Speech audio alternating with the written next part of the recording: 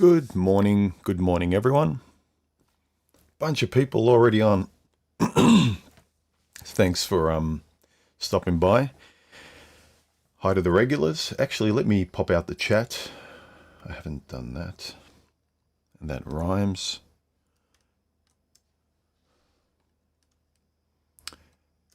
As always, if you have any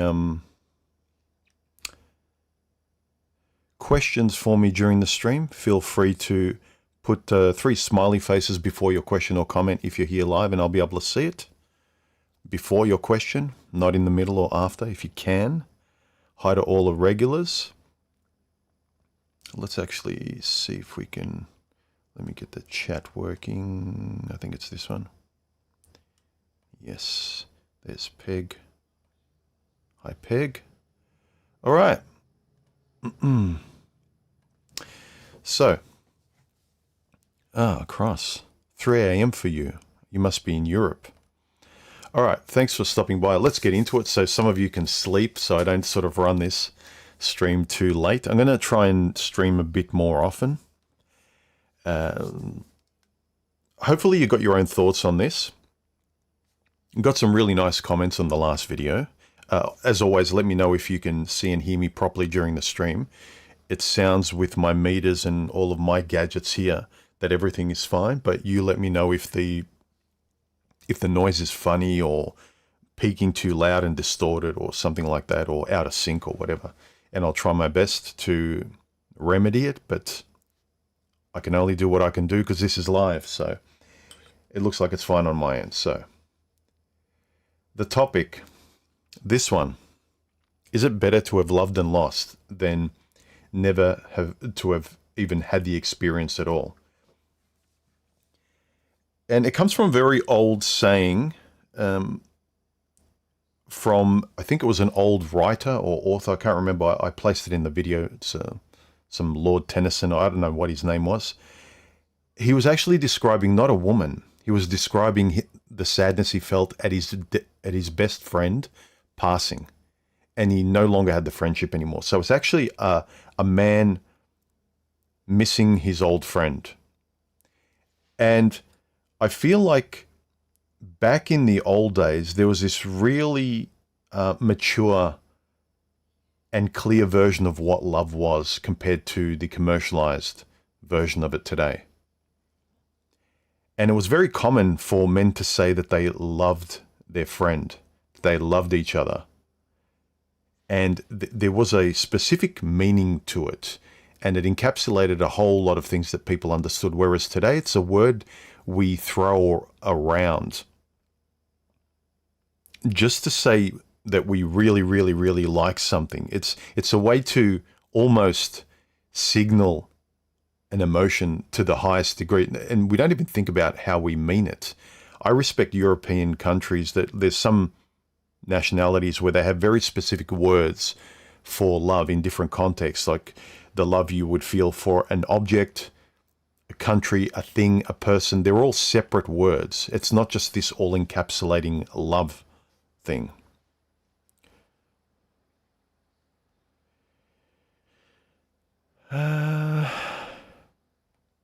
Richard, I was able how to figure... were you the one that was messaging how you were trying to join the chat but you were unable to? Well, glad you figured it out.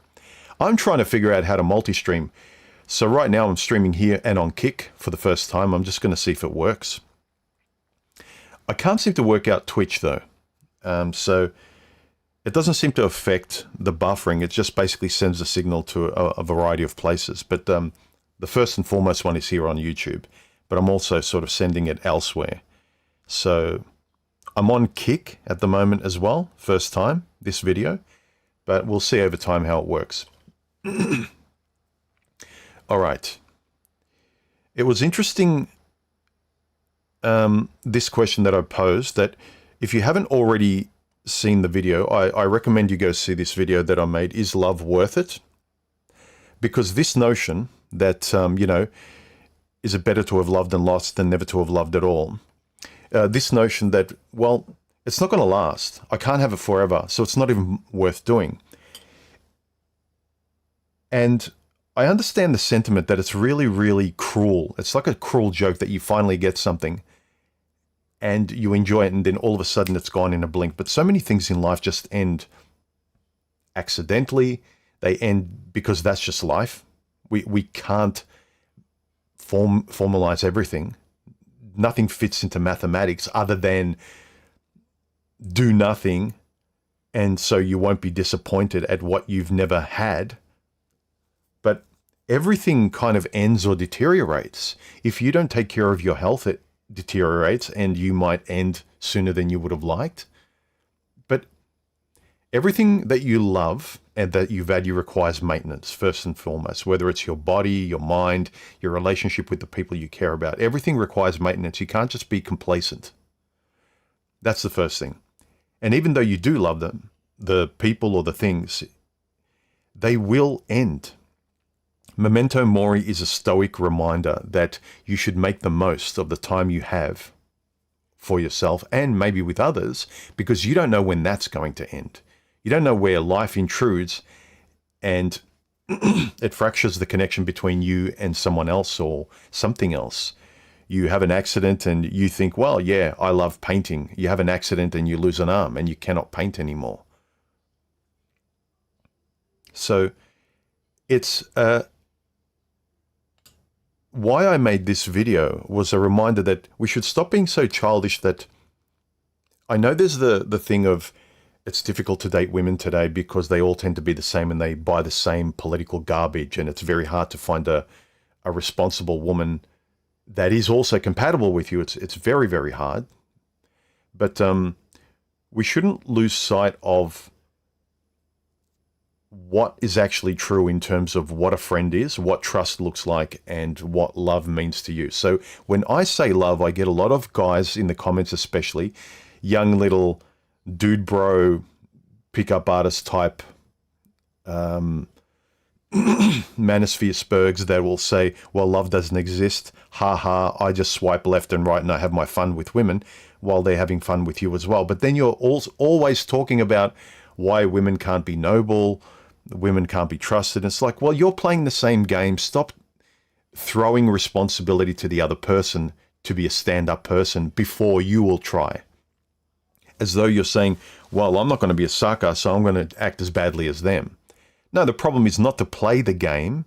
If you really value honesty and you want a good person, stop screaming at hoes and stop being a hoe yourself and saying you just kind of want the lottery win of a good person in yourself or in another person in a cesspool. It won't happen.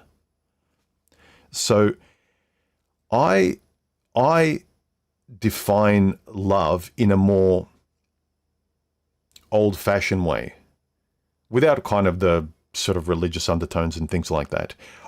I have a classical version of what I think love is. When you look at text, the way men thought of the word, what it meant, and without being unrealistic or too idealistic about the word, if no one can measure up to your version of love, not even you, that's unrealistic.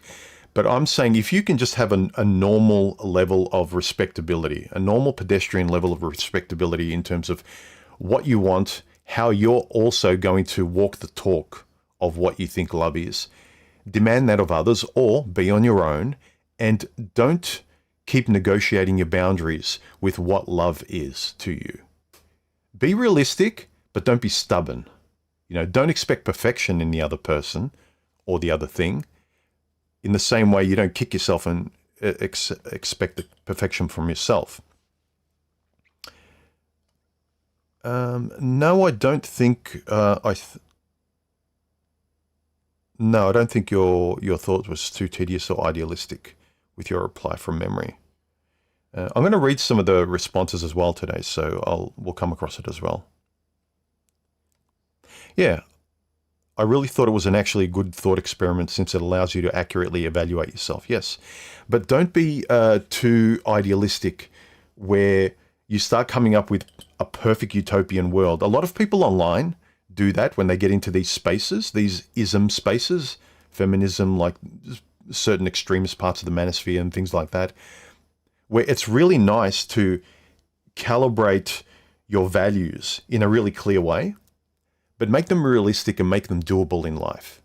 In the same way, you can't say, I'm gonna run a marathon every day to get fit until I lose weight. You can't. It's not realistic to do so. You'll burn out. You'll screw up your immune system after one day of doing it. You'll need to recover for a week. So you can't do it. You need to be realistic in terms of dancing with reality out there. Your body, your mind, what you're prepared to give, what fairness looks like to you. If I'm fair this way, I think you can't go wrong with the golden rule that you treat people the way you would like to be treated. That's a really, really good enlightenment sort of barometer of how to act. Hi to the regulars, by the way, who are here. Luke, Bribarian, Across, Peg, how are you? Richard joining for the first time. Phil, not sure if I've seen you before, but anyway, Index Glossary. Love for me is letting go. Yes, not being afraid, yes, but be careful of the industrial complex self-help style of letting go, which might actually make you weak and susceptible for people taking advantage of you. So letting go of fear and bullshit is one thing, but just letting go and accepting anything, because sometimes we can go from being a really easygoing guy and being a doormat to also employing that same sort of posture when we try and let go for our own benefit, but we just make ourselves more vulnerable to other people. So just be careful how you're letting go. But I don't disagree with you.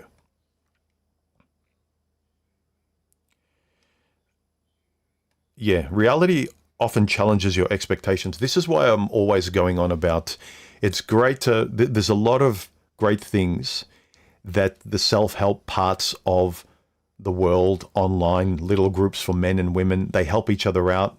Even dating coaches and dating videos, they give you the basics. But you have to, if you find some insight in them, is go, and then see if they work in reality. When you talk to people, see if you notice those things, if those things are true, if you can say those things, if they bear fruit, that they're not just perfect utopian theory and everyone's just an idiot and it's not, it might be the theory's fault. It might not be people's fault. This is my thing. I was in the manosphere. I called myself a MGTOW for very many years when it was good. And then it started to turn sort of into this more dude bro pickup artist kind of thing. And, you know, the channels that were the most popular in the area were the ones that were, you know, more pickup artistry and arguing with chicks on podcasts and things like that, rather than the sort of stoic individualistic style of looking in the mirror and trying to go your way, trying to really find out what your values are so that no matter how you go about life and how you decide to do things, you're not arguing anymore. I just find everyone debating too much, debating everything. At what point do you stop debating, trust your boundaries, and not have the need to negotiate everything all the time, and go out there with some sort of confidence of like, I think I'm good, and I feel, you know, base level confident. Let me go out there and just, you know, I've let go of some of the fear, and everyone's just constantly negotiating all this stuff all the time, arguing, debating. It's like, I don't care anymore. I don't care about that, because once you try and implement this stuff and see if it works, if it's actually as black and white as these people think it is on these podcasts and these pickup artist channels, which it's not, you go out there and your empirical life actually shows you what's real and what's not.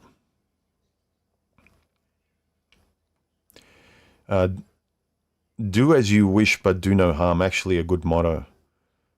Yeah. Hard to live by, because you will end up hurting at least yourself in life eventually. Perhaps, yeah. The non-aggression principle, as Stefan Molyneux puts it, I think, do as you wish, but never impose yourself on other people. without asking, and don't manipulate. Even if you are clever, don't manipulate yourself to get them to say yes when you kind of know that you're forcing them.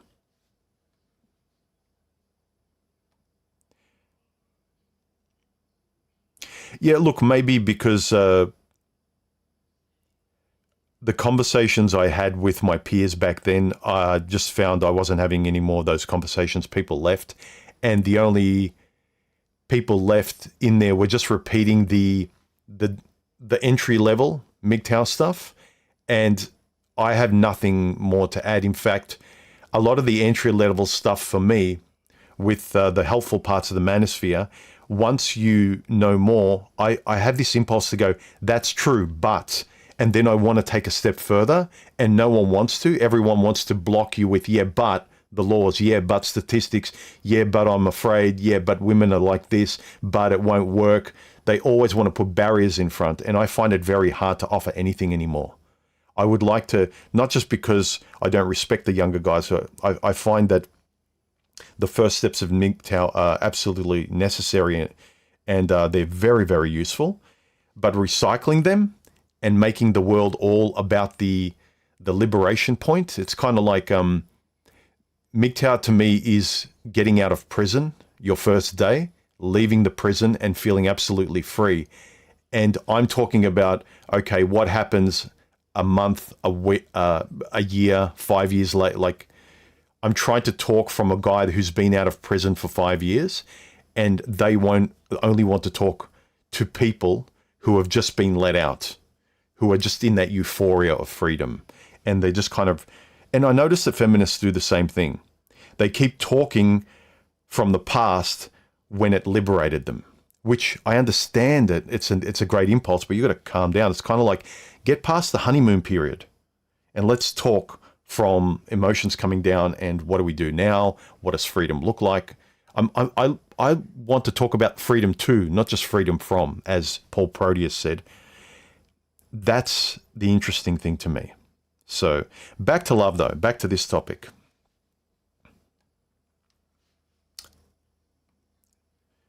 Let me see. Live chat. Let me refresh the live chat.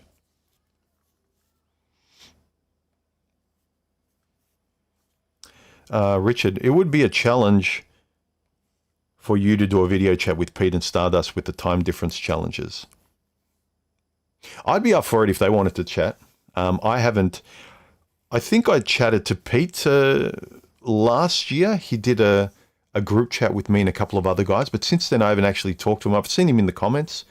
I like both Pete and Stardust. I haven't talked to Stardust for years, but I really respect those guys. I like what they're doing. Again, I think they're doing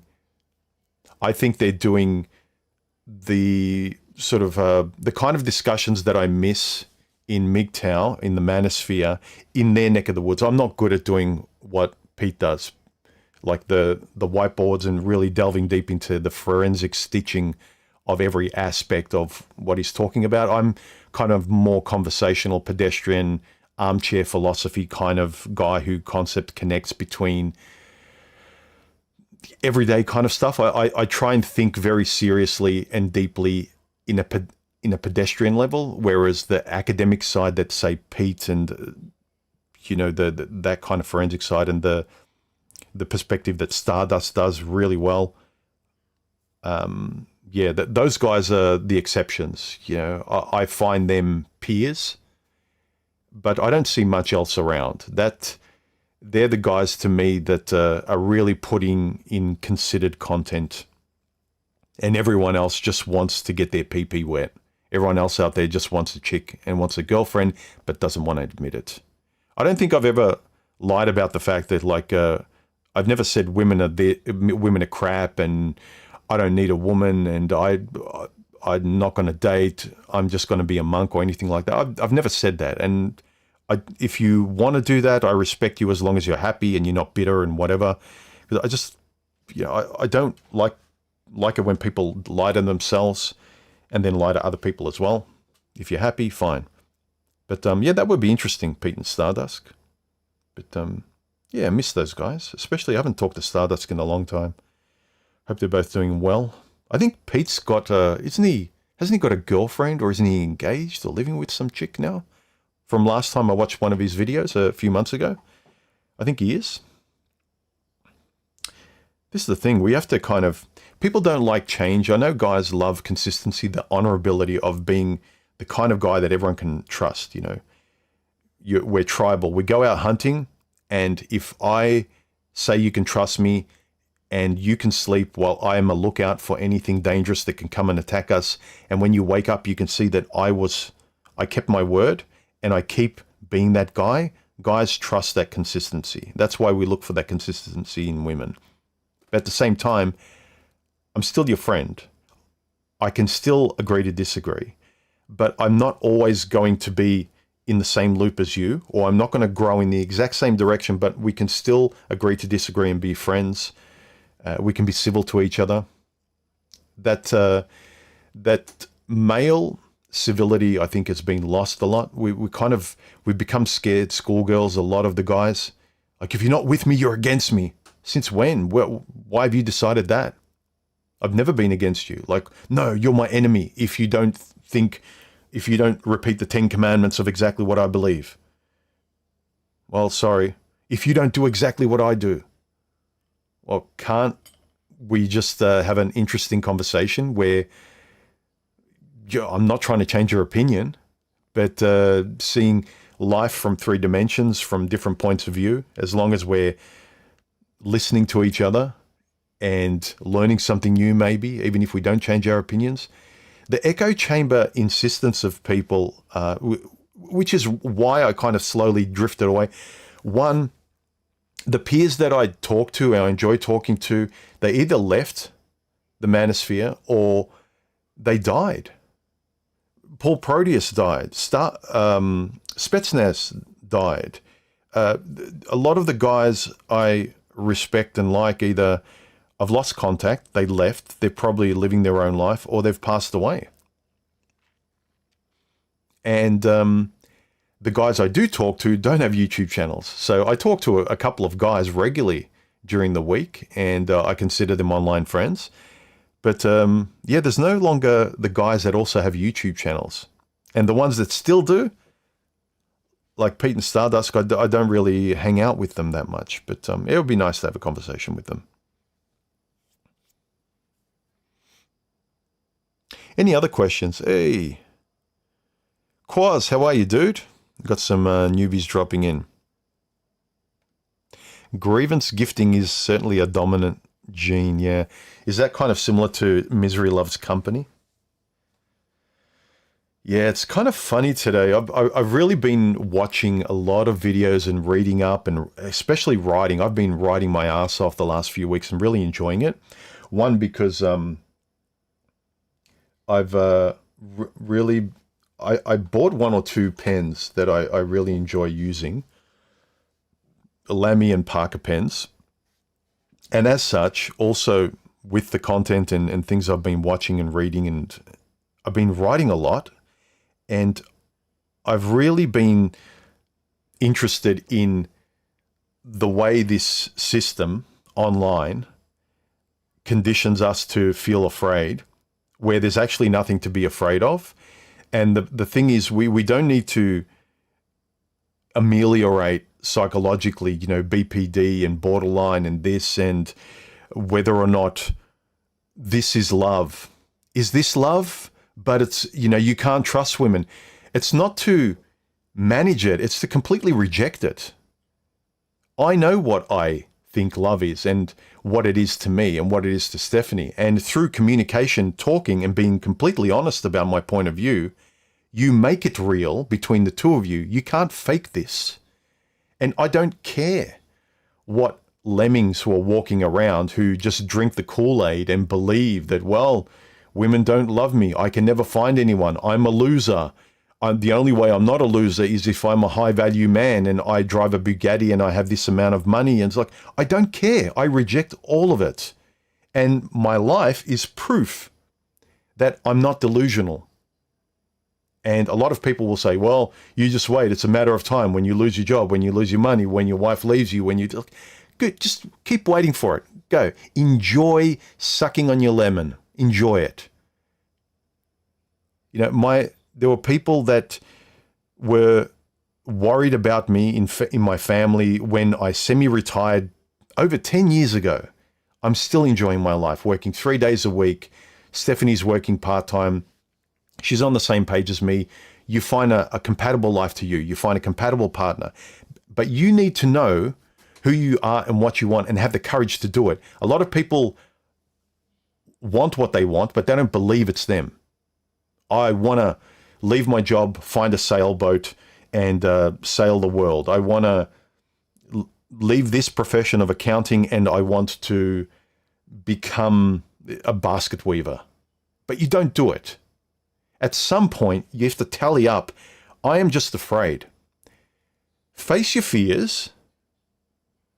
And I'm telling you, when you face your irrational fears, and most of us know that most of the things we're keeping ourselves from are irrational because we're fine-tuning, just a bit more. Let me save up a bit more. Let me just make sure everything's perfect before I pull the trigger. But you never will. You never will. You're stuck in the loop of saving more than you need, of letting more years go by than you need. And of course, a lot of this comes from age. You get older and the value of time becomes more and more apparent. But I know what love means to me. And sure, I can change it over time and modify it. But I think too many people out there, especially the people struggling with love and relationships, they buy the commercial complex definition of what love is. And they keep getting frustrated because it's not actual love. I mean, you can find your detailed version like I did, but unless you find your ethical, values-based version of what love is for you, and you just buy the safe, one-size-fits-all version of what love is. Well, love is a woman who cooks well and who is great in bed and who has a low body count and perfect woman to marry. Guess what? It'll end. I can almost guarantee it'll end. You'll suffer if you're an idiot. You'll suffer because you don't want to let go of what everyone else values. You don't care about what you value. In fact, frankly, I don't know why you watch my channel. But I'd like to think that the people who would watch my channel think, and in their gut, they know what they want. They know what is right and they know what is wrong, but they keep going out with wrong because of hormones, because of your friends will give you a high five and say, she's hot. And you'll suffer being alone with her personality, her irrationality. You'll want to be away, but you'll feel embarrassed when you break up because you won't have a good answer. You won't have an answer for why you broke up with her. You'll just say, women. You know women. She did my head in. Yeah, how? Why? Why did you go out with her? Why didn't... Like, these are the questions. When you know these, it's so liberating when you know these things and you can voice them and you can talk to people with these ideas instead of buying the commercial version of love and then saying love doesn't exist. How convenient for you not to have values. How convenient for you to have your values bumper stickered onto you as an identity as you suffer, as they keep making money from you, and you keep being alone, afraid, and whatever, not enjoying your life. Barbarian says, we usually remember with nostalgia-tinted glasses. Was the first love really perfect? Were you perfect for them? Living in the past is dangerous. I very often feel trapped in the past. Yeah. Look, I think I have high school buddies who are still married and they're very happy. Sometimes I think if your childhood scarred you in insecure ways where you really didn't trust yourself very much, then your instinctual ability to recognize the resonance of another person that is for you, I'm talking compatibility, your instinct is very sound. Like what you feel, you trust your instincts really well. I didn't trust my instincts. I needed to trust my instincts over a long period of time through practice and having the evidence because I was always a good boy, did what he was told. kept my thoughts to myself. I only honestly expressed my thoughts when I was in my bedroom, in my sketchbook, in my notebook when I was writing, and I didn't show it to anyone. I never revealed my inner world to people because, you know, I was just told to, you know, do this, say this, be this. And I did. And I thought, well, as long as I check those boxes, I can have a reprieve of my own space as well, which I think is what guys do when they have their shed in the backyard. They're the kind of person I was that never unraveled that. They never severed that umbilical cord. I would say your job is to be the you in private, the way you feel when you're in private in front of other people, and the way you speak. Let's read some of these comments, because you guys left some really nice ones. I asked here, is it actually better to have loved and lost than never to have loved at all? Most people said yes. A percentage said no, and kind of a lot of people said depends, which is, I think yes and depends is the most truthful, objectively truthful answer when you look across the board. Again, your personal experience, as I said in the video, if you had a terrible traumatic experience with an ex, who's anyone to tell you that you should try again? Tell everyone to give everyone the middle finger and saying, I am not going anywhere near a relationship ever again. I do not trust myself. I do not trust women. I don't want to do it. Fair enough. Go be happy any way you can. But most people have this itch that didn't work. I want something, because it feels natural that I should be able to just find a person I get along with, because I can find it everywhere else. But for some reason, there's a warped way of trying to find it with a romantic partner. And remember, I'm saying romantic partner in the classical sense, not the modern bullshit way that actually is gaslighting. Not in the gaslighting sense of today. I'm talking about the more realistic, transparent way where we said more or less what we meant, and we meant what we said in the past. Yes, there was a bit of theater to it, but today it's all theater. The theater of yesterday's romance, I would say, was more politeness, introductory and things like that, just to make the person feel at ease. And then after that, you would discover a person's idiosyncrasies and see whether or not they're compatible with you. Let me just refresh the chat there. All right, let's read some of the comments. I still miss my old Buick. Prince Revolver says, I don't know, there's a lot of nuance in such a question. At this stage of the game, I've learned to you can't always take it personally, and you have to be accepting that it won't last forever. I would take it personally, especially like a love affair, but be aware that all you can control is how you operate, your yeses and nos, and be completely honest, because then you will know if it succeeds, you will know why, and you'll know it's real. If it fails, you will know why, and you will feel less guilt and shame because there's nothing you left on the table. Obviously, don't throw more on the table than you're comfortable with. Don't say, well, I pushed all the chips over to her side, and I kind of, like a doormat, I gave nothing to myself. Aren't I a good boy? Look, that proves that, they're bad and I'm good. No, be reasonable about it. Offer, and then without account keeping, do what you want to do, but don't have too many expectations. But when you see it's one-sided, if you're being kind and you don't see the kindness reciprocated in ways that you appreciate, if you listen and they don't, if you start to have a feeling, a red flag pop up, a reasonable one, listen to it and voice it. Don't hide things. Again, get rid of the fear you have of how you speak and what you want. Learn to speak it clearly and eloquently to people, and beautifully, where they can't reasonably get offended at something that you have an opinion on or that you want.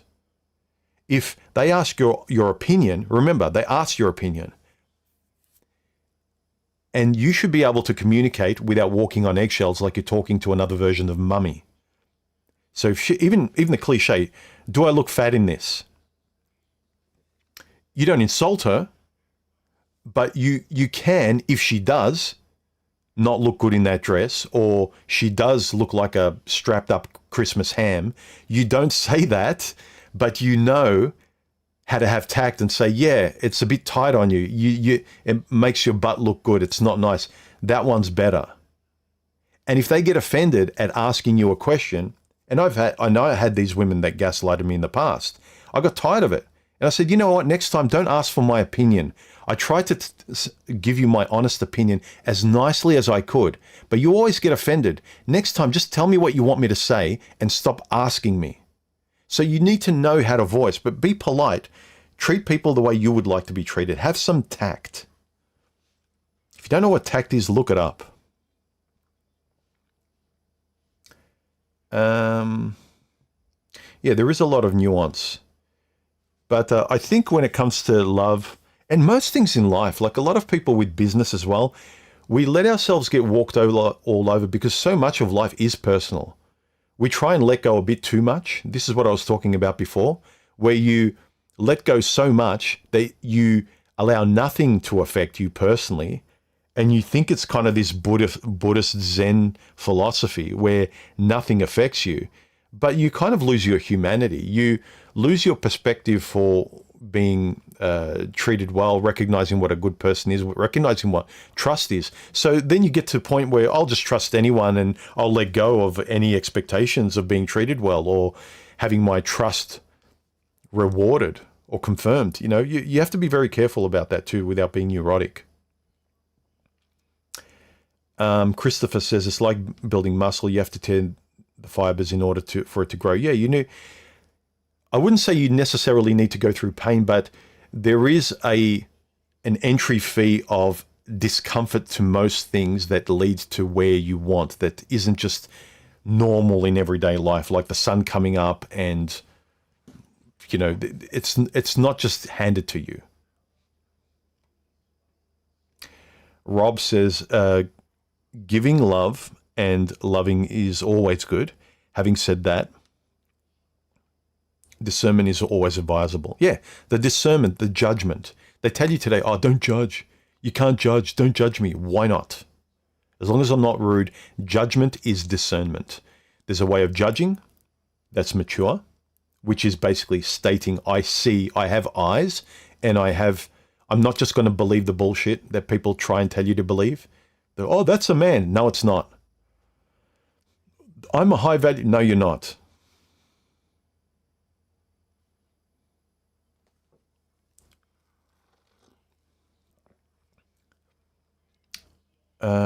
Discernment is always advisable, not always possible, but advisable.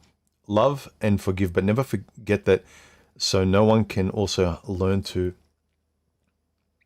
love and forgive, but never forget, so one can also learn to whom your love is directed and be a source of good. Yeah. Know how and why. Evaluate constantly after the fact, but trust your instincts to enjoy loving and giving and saying what you mean.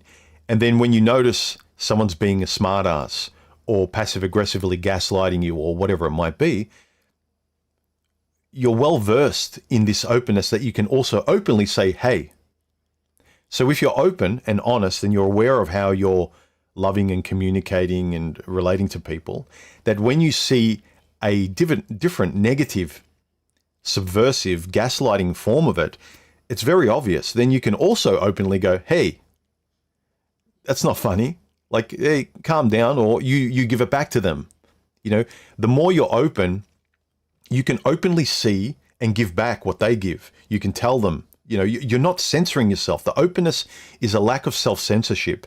And the way you can do it in a really beautiful, civil way with really nice words and improve your lexicon, the better it is. You can defend your boundaries very easily, very casually. You will be walked over less because you are that open. Openness without knowing who you are will kind of leave a lot of people to walk all over you and very clever people to stab you in the back and you aren't even aware of it. But I think being open, especially with love and having your eyes open and not being an idiot about it, is good. Is actually probably the best thing you can be.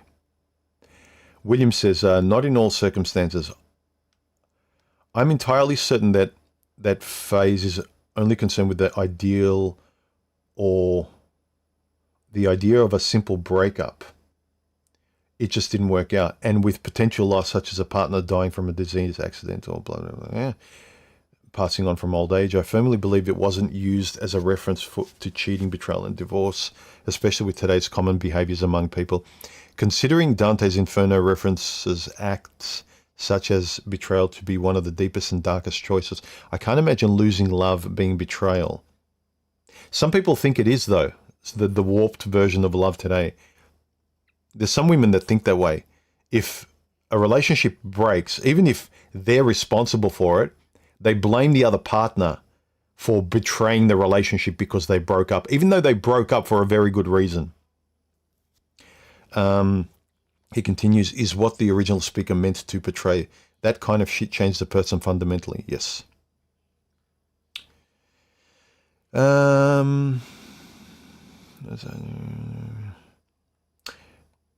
TRD Drums says, I'd rather not have loved because when it ends, it hurts too much. I'd rather not know the pain. Life is too short for all this pain and suffering. As long as you're content. But I don't think many of us are content with always being hyper-vigilant to discomfort. And also distinguish the difference between pain and discomfort. Pain is usually a gateway, especially if it's just on the other side of this. Discomfort is usually a gateway that if you just can be okay with the discomfort, that you need to pay to get to something that's exceptional for you, that you really value. That's the price to pay. Not everything is downstream that's just going to be given to you like a lottery ticket, like sunshine. But it's effort. Discomfort is effort. Effort is discomfort. But if it's just all about avoiding discomfort and you make pain synonymous with discomfort, you see no difference. You group in the same bag the pain of losing a parent or something like that, like a huge trauma like that, and you also associate that with she said no, or she made me feel bad, or whatever it might be. I didn't get to buy that. I lost out on that keyboard on eBay. I missed the auction, or you know what I mean? There's frustrations, there's discomfort, having to go to work when you rather not. But then there's actual pain. We group definitions. I noticed today, people just group everything into the most extreme definition. I literally died. It's like you paint every feeling in the extreme just to get attention from other people. That's not what communication is. And that's probably why people lie on dates and can never get a good read on each other. Oh my God, I just so want a guy. What's wrong? Yeah, I want this. Like, no, use precise language so the person gets a nuanced, clear perspective of who you are and they can see you properly. Not the cliche, I want this, I don't want this. Like, yeah, everyone does. I think violence against bloody blah is bad. Yeah, so does everyone. You're not a psycho. People just sort of posture to get company. They just posture. They lie to get a job. They lie on a date. They lie to people. They lie to fit in. Do you really want to fit in with one person or a group of people where it's going to be miserable being there? You don't. You know you don't. When you get online and you're honest in the comments section, alone in your notebook, that's what you really feel. They're your values. Try doing that. Try choosing that once in a while.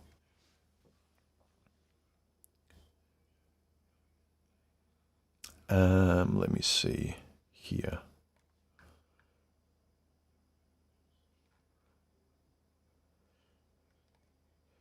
Remember, if you're here during the stream and you would like to ask me a question, put some smiley face emojis like this before your question, like yellow bright emojis, and I'll see it during the stream here. And I will try to answer your question. And if you haven't already watched this video, the last one I uploaded, which we're discussing today, have a look. Let's go back to this.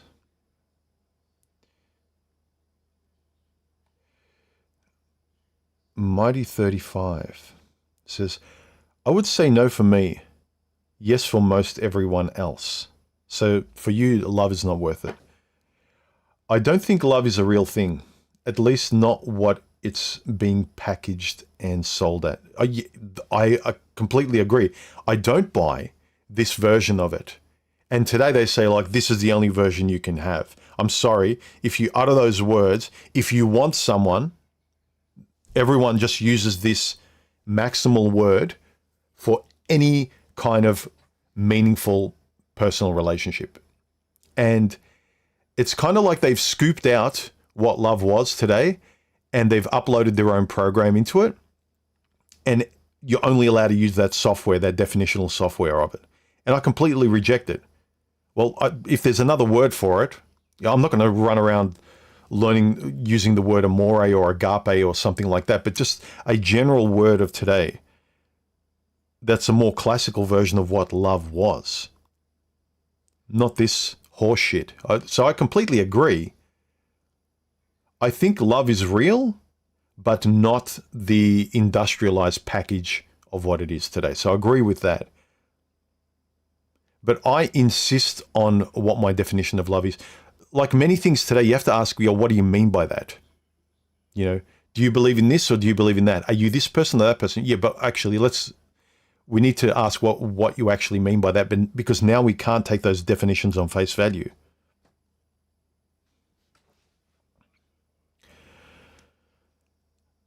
Zdravo slobo, kako si ti?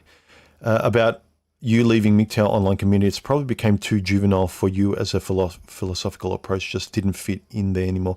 Yeah, and I've noticed that even the older guys who are producing content, most of the comment section are younger guys because it's a really good splash of cold water in the face to get them to be aware of the world and their place in it as men who are being used as doormats and having a bit more self-esteem and not just taking what they can get and maybe going their own way and things like that.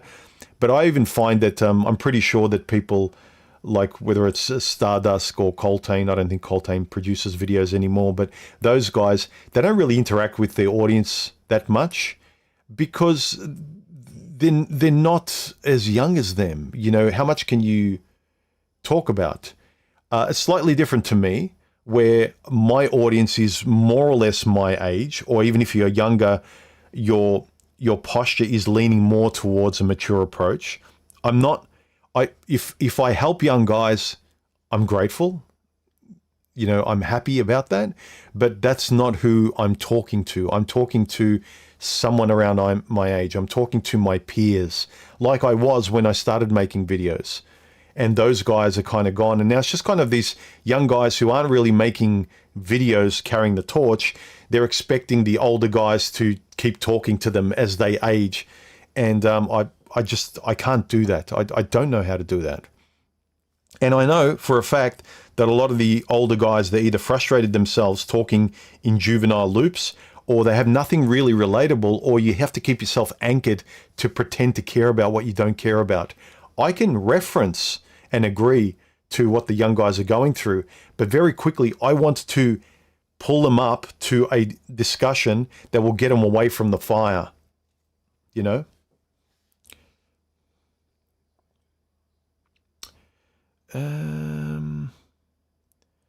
Look, I'm sure there's MGTOW channels that are fairly moderate or a bit more mature. I've not that I know everything objectively. I've come through my own fire and I've come up with my own solutions and my own philosophical way forward. And, I want to have conversations where, like I'm doing now, we can bounce off each other and form our own dialogue and know what we want. We don't just talk from the manosphere. Any of those guys going on dates, I feel sorry for them because it's just going to be worse for them. And going back to love, if you learn what love is and is not, and what a woman is and is not from those little sect-like areas of the internet, it's in a lot of ways worse than before you even found them. They're good because you can talk and people see and hear you, and guys, you don't feel alone anymore. But in terms of what you get imprinted by what you learn and how you learn to think and speak, it's going to be even more frustrating for you socially out there trying to talk.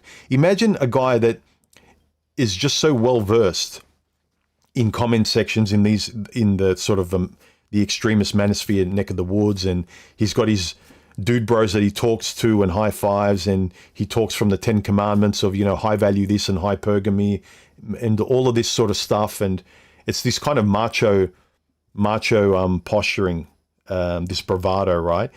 Going on a date, how are you going to talk? It's going to be a version of that. Or if you can't, you're on a date. It's like, oh, what do I say now? Exactly. You're not talking like a normal human being without that lion suit on. You have to take the lion suit off and just be yourself. The point is to make yourself, figuratively speaking, into a quasi-human lion that is you, a strong person that doesn't need to put on a suit. The avatars we put online, they just don't work out there. You look ridiculous. You can't keep the act up. And even if you can, if you're a confident narcissistic manipulator, if you're a bit of a sociopath and you can use the script to get a girl, it won't last. And then you'll just recycle and go back on Tinder and get another girl. People's definition of love today, why I strongly disagree with it, people are going out there learning scripts in the manosphere or wherever they are about dating coaches. They learn these scripts and they go out there with a script focus. And then the other chick, she's gone through her eat, pray, love stuff as well. And you both kind of got these scripts, these kind of religious sect-like things that are tattooed into you, and you won't let go. And you stubbornly butt heads. It's kind of like you're at a zoo between glass, and you can't even like connect in any way as human beings. You can't let go. So there's always a barrier and a distance between the two of you because you're two religions that can't see eye to eye, and you don't actually even feel comfortable with the language coming back to you. And so you go out there and you start talking about men and women from your online dude bro perspective. And of course, she can't trust you and you can't trust her. It's just a short-term, it's not even juvenile, it's worse than that, it's childish, it's younger, it's more afraid. If you're so confident in the manosphere, why do you need to, prop it up with this suit of armor? It should liberate you where you can just go out there and speak confidently and be yourself, Not be a version of what they want, not be a high-value version of what they want, but be a really clear version of what was already there before your parents and society and everyone just fucking hammered you down and shamed you. Because a lot of guys go from being smothered and walked all over by their mother to being walked all over by Chicky Poo and then being walked all over in a really nicer way by the manosphere or a church or a sect. But they're still working off scripts. You need to find out who you are. And then when you go out there with that confidence, you're not using a script. You're just trusting your instinct, and you know how to speak what you feel and who you are and what you want, what's important to you. And you can curiously fuck up and pose questions that you don't even know in front of the person, and you don't care about stumbling. I can fumble around and in front of people and ask questions without having perfect answers, without knowing where the conversation's going like I'm doing now. And it's fine.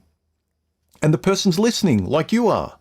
You know, this is what I talk about, being yourself. A lot of the guys that laugh at that say, yeah, human, yeah, but what? Keep using your scripts. They're not yours. They're someone else's. Man, everyone's so concerned about being right because there's these proven scripts, but no one just wants to be honest and look in the mirror. I'm not being woo-woo. I'm being even scientific about it. People say, well, resonance and, compatibility and these feelings and these instinct. I'm talking scientific. Look at it like tuning forks. If you hit one tuning fork and you bring it next to another one, the other tuning fork starts resonating at the same frequency, right? Life is like that. Like, be yourself and you'll start to connect with other people. You'll start to see what you no longer saw. But if you go through life switching that off and like taking this menu and going, hello, how are you? I have this, I have that. Want to get married? What is your body count? Because that is important to me. It's ridiculous. That's why you're not happy. Sorry, I went off on a not sorry.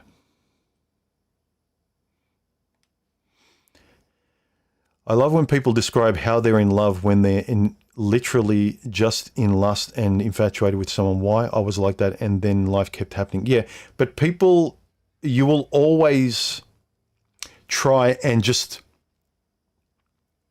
confirm how you already feel if you don't have a good hard look at yourself and reject the impulses that have felt good till now, that give you a quick dopamine hit and a quick feeling of good, but right after you come down. It's kind of like eating a 12-pack of donuts. You know it's no good for you. You know it's going to taste good immediately. But you're used to saying, well, you can't be too strict. You've got to enjoy life, balance, blah-de-blah. And, there's a bit of fiber in a donut. And if I have 12 donuts, I'm getting more fiber. There's sugar, but it's natural, cane sugar, and it's like, the hangover from picking this short-term feel good, the hangover is always worse. How many times do you have to do it? When are you going to get good at the discomfort, the discipline of choosing what's most important to you over just what you want, your lustful emotions? And until you do that, nothing's going to change. And then people who would rather have the more boring thing or putting pause on their emotions for a moment until they can try and get something different that they're happier with themselves later. I got tired of kicking myself. I got tired with getting the same things and going online and then typing and talking about, yeah, but this is important to men and men need this. And act that way, but you don't, do you? I was talking about me. It's like I talk this big game, but when I go out there, I act like a 5-year-old who wants chocolate cake. Stop acting like that. Have some discipline and pause your emotions, control your emotions about what you want in favor of what you want the most. That discomfort is fine. It's not pain of getting pain of things that you don't want at all because everyone says it's good for you. No, you feel what would be better if you did this, if you went for a run, if you picked a girl not just based on her looks alone where you're just running on hormones and emotion, but yeah, she's got to pass a certain level of being attractive enough for you to want to sleep with her. But also you're investigating, it's not all about looks. You can't... anyway, it's ridiculous. We all know this. The hot chick that's always single and on dating apps, and you might go out with her once and you think, oh, wow, I'm lucky. Are you really? Pay attention to her personality.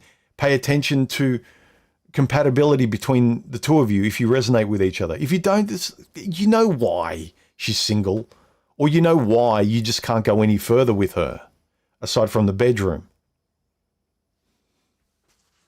Anyway,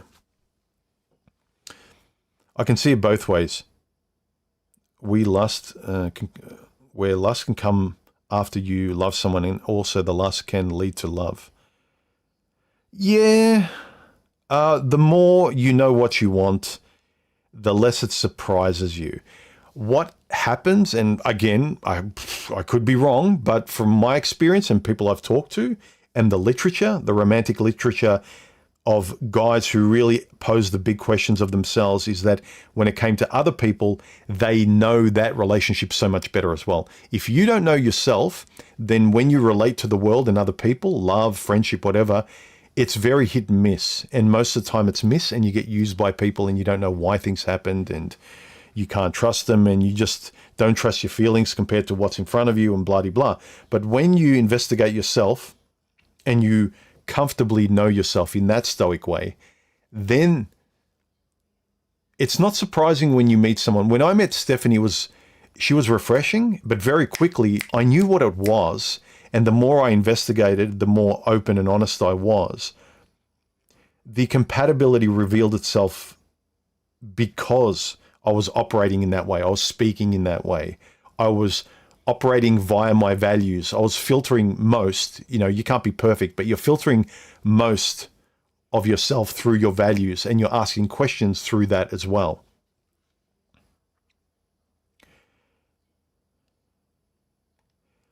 Yeah, getting a relationship and keeping it are two different things. Women can get most anyone, they can't keep them. And I feel like guys now are using a male version script of what women do. It's the same scaffolding. High value, have a lot of money, signal this, peacock, career, go to the gym, bro, talk this way, be a very easily recognizable Ken doll. Be the best Ken doll you can be, and you can get any Barbie you want. And it's evident by watching the Fresh and Fit podcast, or any podcast where men and women there are constantly debating about the rights and wrongs of relationship. It's basically make yourself into a Ken so you can get a Barbie, and that's it. But Barbies, no one really stays with a Barbie for very long. And I'm not just talking about the way she looks.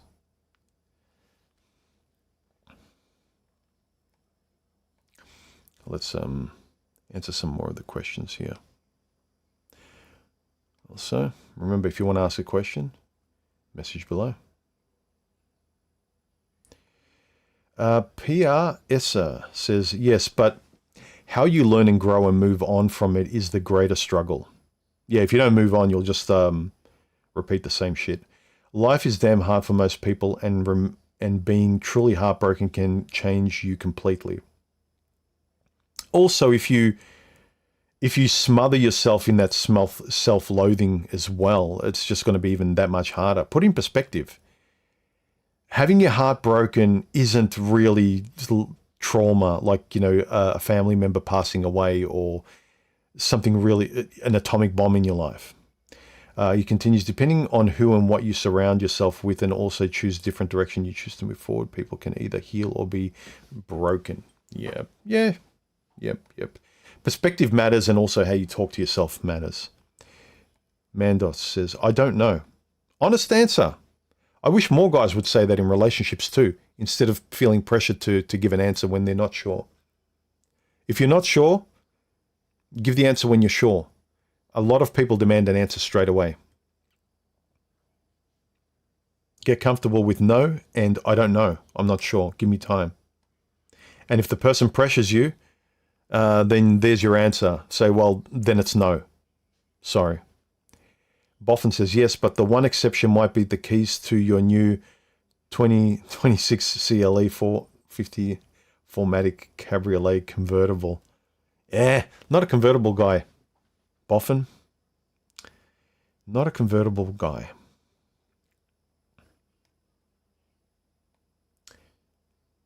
I'd say depends. Yeah, it always usually does depend. Because sometimes you can love with all your heart, and after a few months find out the other person never loved you at all. Then that same person is in a new relationship in 3 days after you split up. So the love was never real in the first place. I think also we want to love. It wasn't real love. I'm always very skeptical about I trust the direction I'm feeling. And I want to investigate it, but I always want the honeymoon period to end. I'm not one of those people that love staying in the honeymoon period, which is why I've always wanted a long-term relationship. I just am very skeptical of dating in that initial period because it's all show and a lot of faking and you don't really know the person.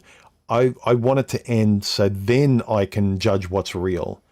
So you need to learn to value and insist on it within yourself first, and not, I'm just going to love her. I really want to love her, so I'm just going to love her. Like, no. You don't just buy the car because you really want it, even though you know it's a good car. Calm down, take it for a test drive, sit in it. It's not going anywhere, but you feel like, no, I can't control my impulses. You're impatient. If you're impatient, it's your own fault. You need to learn to fix that and deal with that. But again, it's a you problem. It's not a her problem. So if you just love by default, that's not the same as being open. You should love intelligently and know when and where and how. Again, investigate what you want, who you are, and what your values mean. You can't just say, well, I'm a super nice guy that gives her the world. Oh my God, she was completely different to what I thought she was. Yeah, what you knew she was after you got to know her. You don't give people the keys to your house. You don't invite a stranger off the street into your house. Come on.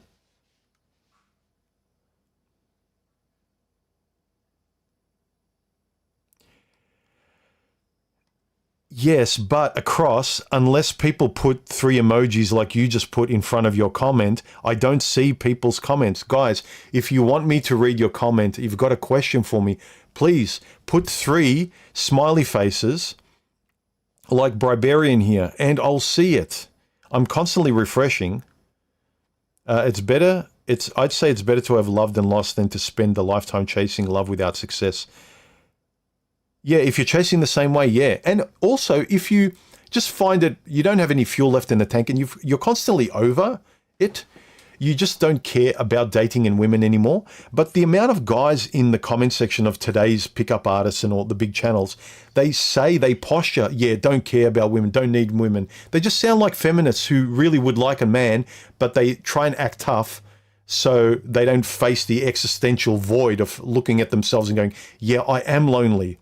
I would like someone, but it's easier to posture and have the company of millions of faceless people who will never put their arm around you. You'll never feel what you want. So it's better to act tough because you're too stubborn to be honest about, yeah, I would want somebody.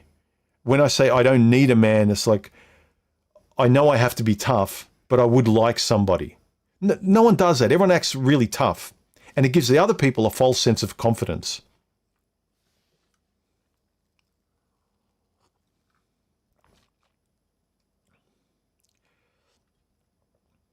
I already read that one out. So yeah, if you want to ask a question or pose an interesting comment, please put 3 emojis in front of your... Because I can't just keep reading your comments.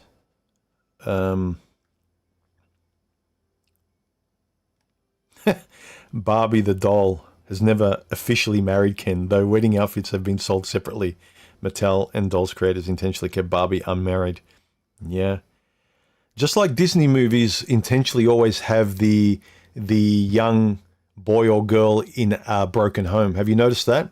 You look at all the Disney movies, it's always a broken family. Or a lost parent, like the parents have passed away, one of them's passed away, the father's really sad, the mother's really sad, or it's always a single parent household in a Disney movie, in a cartoon. Have a look, every single one of them. Let me see.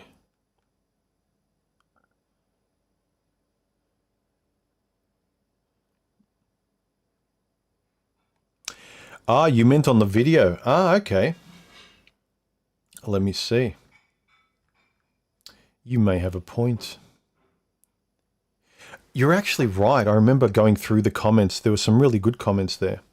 Let me see if I can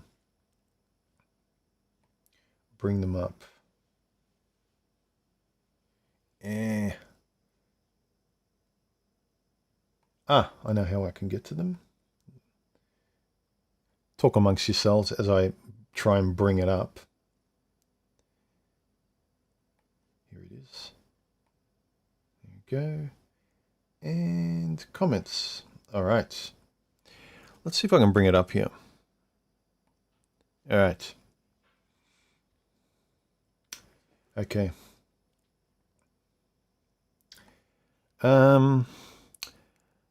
Love is playing the lottery or trying drugs, chasing a thrill just because someone else... Yeah, again, the definition of love. You are buying the definition of what love is today, commercially. I don't look at love that way.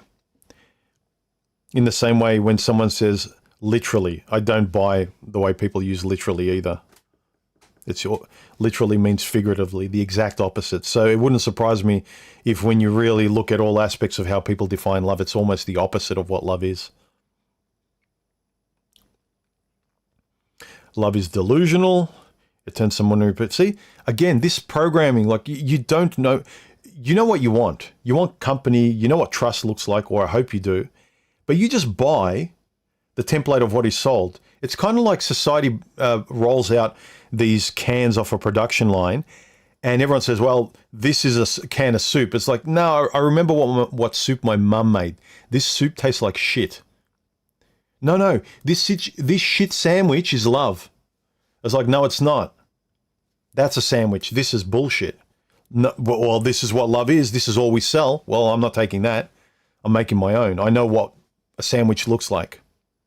So all these people who are so sure about what love is as it's sold to them, as everyone's programmed by, as every dumb chick out there and dumb guy is programmed by, go to bed with each other and keep feeding this system of self-help that kind of keeps you attached. Just, like, I know what I want and I don't care what you say love is. I don't.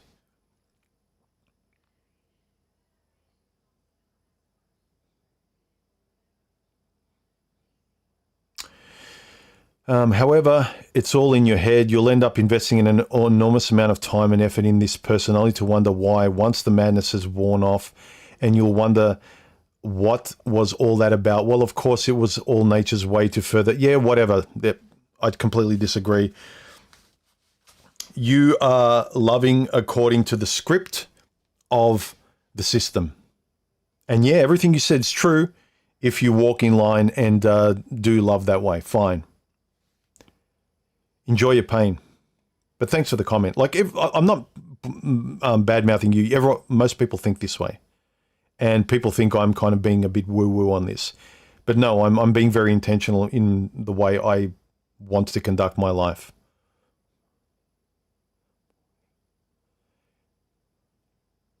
He's talking about a Porsche. It's the experience and possible pain that makes life meaningful and lets us grow. Diamonds are made from pressure. Yeah, but it doesn't need to be painful. There's a price to be paid, even the initial price of looking in the mirror.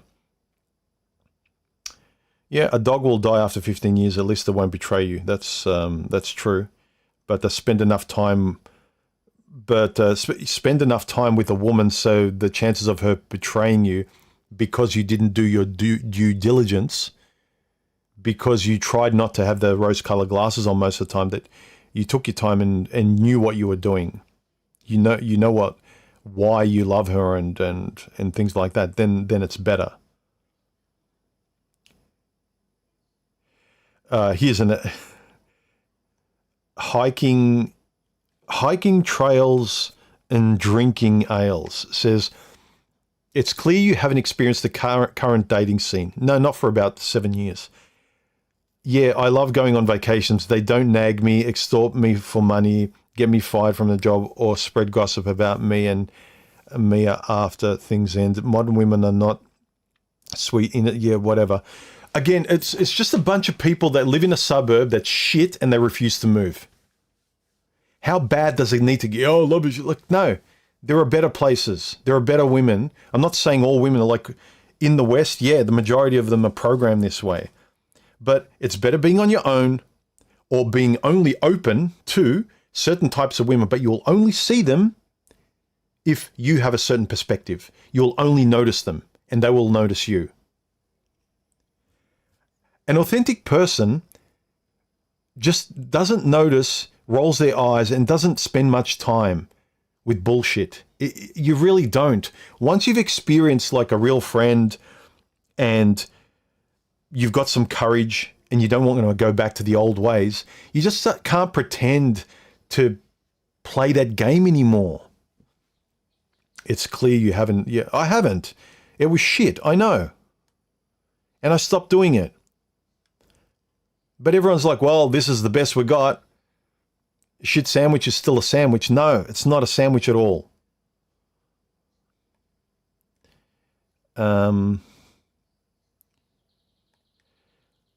most relationships don't last. A scenario where two people meet, get married, and live a reasonably happy life until one of the other is both those is rare, especially these days. Real love ain't real. If it were, it would be. Okay, whatever. Don't agree. Meh. Okay. Rose are red, love is fake. A wedding is just a funeral with a cake. Yeah, whatever. Yes, I'll do it. I'm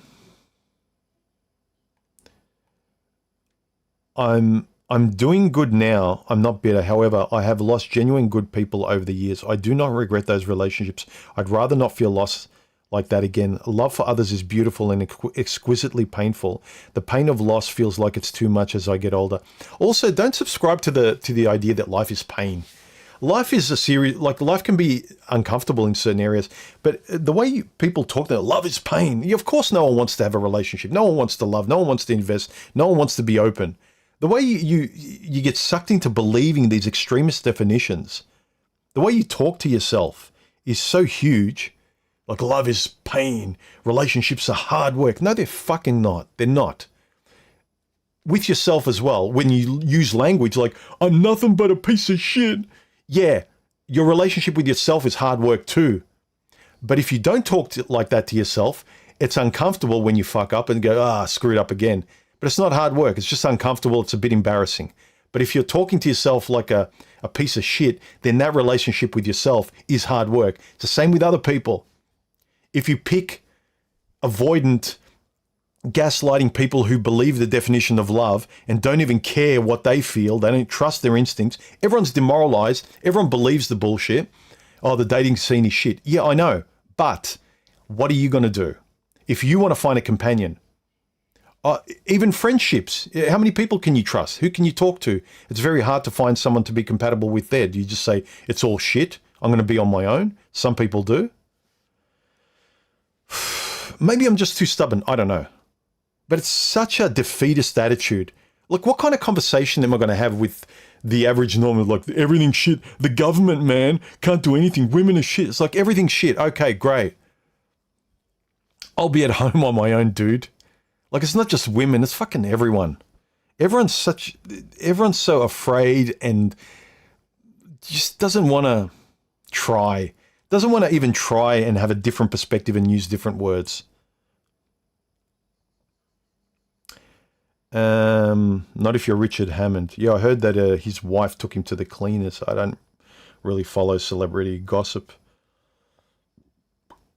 Captain Banana says, so it's basically a buy, enjoy now, pay, suffer later with interest scheme, right? No. Again, you're inferring something clever so people can, let me read the rest of it before I judge you.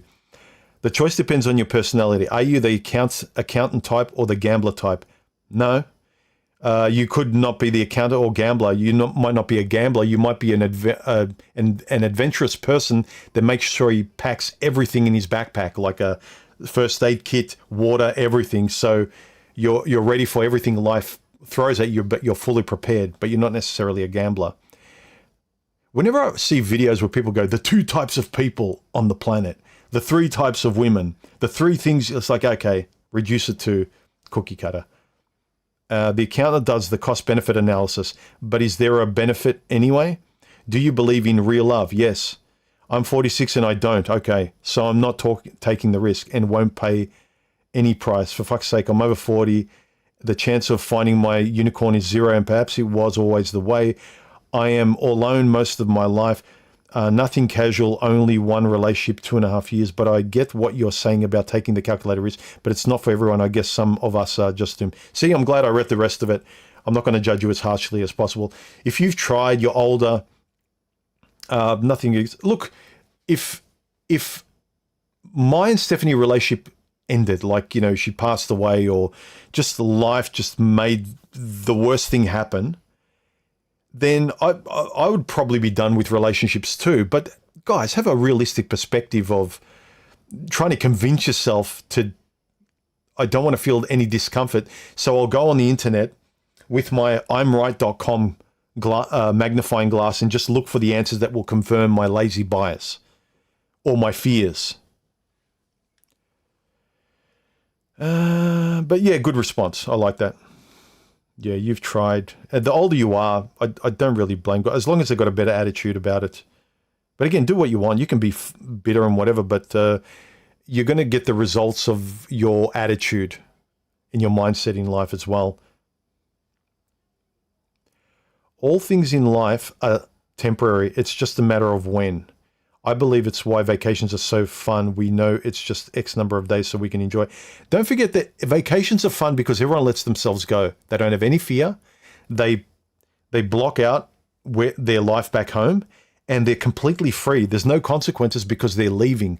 You know what that is? A vacation is a small petri dish, an example of how you should be living your life if you believe in memento mori. You will die one day. So this moment is all that is. You've got to really appreciate the moment. And a vacation is a expanded moment where your fears go away and you're more yourself. You're the most courageous. You're curious. You're looking around. You're not on autopilot. You're taking in everything. Colors are more vivid. The intensity of life is more like, we should really cultivate that perspective and bring it back. That's why when you come back, if you just go back in, if you learn nothing from your vacation, that's when you're just going to suffer in life. Knowing my vacation will end also doesn't make it any less. It's fine to put yourself out there. Just be cautious when you give time and energy, who you give your time and energy to. Yes, I agree. Also, don't make another person your identity. That's a fool's game. Also, don't give yourself the identity of the system. Don't say as a mother, as a MGTOW, as a feminist, no, just be as Joe, Frank, Bob, or Jane. I also don't make another person identity. If that person leaves, you'll be lost and devastated. Yeah. I also don't believe that you kind of do, when people say you lose yourself, it's that you intentionally buried yourself, or you chose to kind of forget all of your hobbies and interests, and you were a kind of ventriloquist puppet for the person you were with because you wanted to please them, or you wanted to make someone happy. Ted NJ says, I've learned to seek respect first in a relationship rather than love. Yes, for a guy, look for that first. If she really respects you, that's a good step. Respect is non-negotiable. Without respect, the whole thing is a waste of time and meaningless and empty. But also be aware of reasonably whether she's going to respect you depending on how you're acting. Would you respect someone? If you were her, would you respect you? And personal accountability for one's own behavior. If a woman is unwilling to be fair and respectful and unwilling to be personally accountable for her own behavior, you cannot have a relationship or association with that kind of woman. I agree. One of Stephanie's most laudable values, and I've said this before to her and other people, is that she feels guilt and she always takes personal accountability when it's very obvious. Even if in the moment she can be a girl and she can trip up and she can say the wrong thing and be, spurg out or whatever, very quickly she can't pretend that she didn't, and she has to apologize. She's almost walking on fire unless she can apologize to put the fire out. So responsibility and the willingness to be accountable, it's very important. It's with anyone, but I think especially with women. If you don't find a woman that can be accountable, then yeah, just don't. That's actually a good piece of advice. Let me pin it. Can I pin it? No, I can't pin it for some reason. Maybe it's because I'm streaming. Yeah, maybe. I don't know. Anyway, let me check the stream again. Let me see if there's any new chats, because I've been reading the comments under the...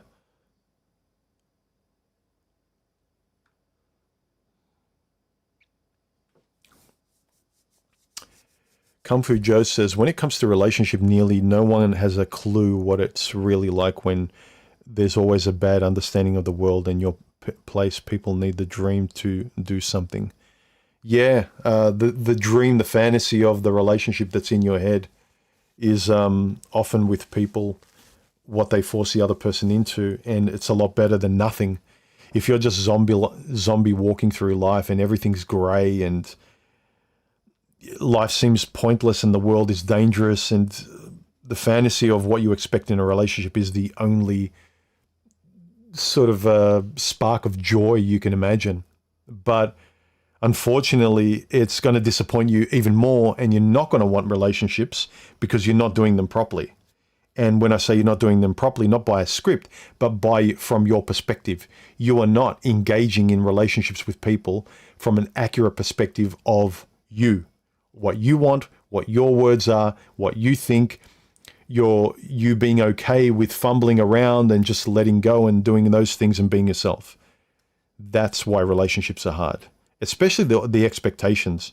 You see a pretty girl and you want her to be nice and accommodating and have the same values as you, and you try and forgive and compromise until you realize, like, no, she was only a screensaver.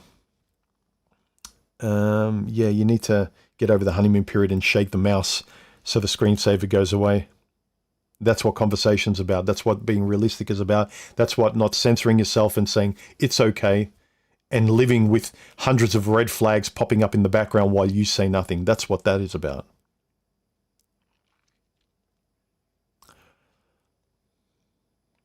Richard said the love-loss dynamic is being described like the single-serving friend in Fight Club. Yeah, yeah.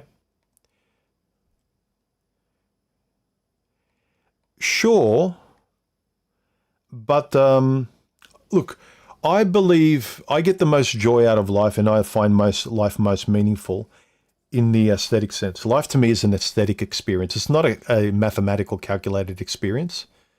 So yeah, you can calculate and prepare, but you're always leading towards a really nice aesthetic experience, feeling good, being proud of yourself, completing something, not for the fact of completing it, but how you're going to feel afterwards. Is it beautiful? You know, aim towards beauty, but know how you get there. I'm sure, I'm sorry if I'm being too vague with that, but step up.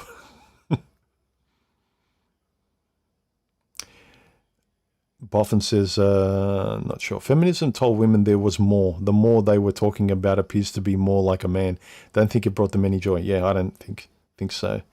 And they're like, feminism lied to us. Like, no, you were gullible. Just like a lot of guys are gullible with women in the system today. Stop trying to negotiate with a broken system. Stop trying to negotiate with broken, selfish women. Just reject them. Reject a system or women or your parents or anyone who's abusing you, and you know it. The more you read about this stuff, the more we talk like this, you know better. So start acting better.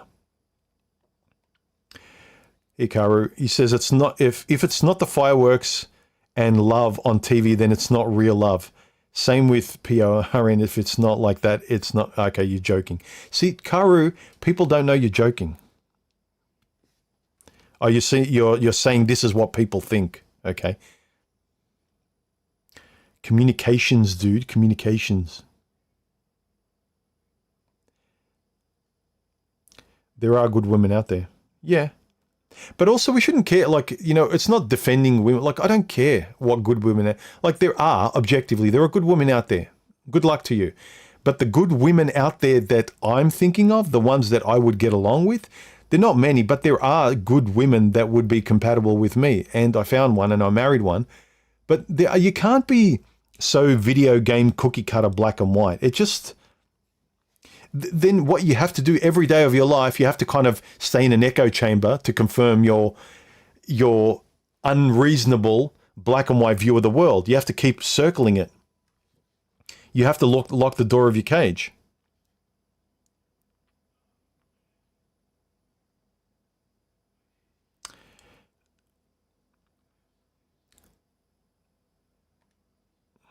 Ah, okay. Where's your comment, Luke? Actually, sort by.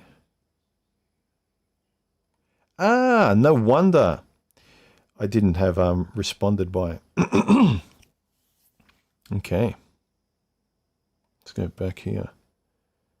Up the top here, see the filter? Sort by. I had, it was on the ones I already responded to. It wasn't showing them. It wasn't showing them. So hopefully now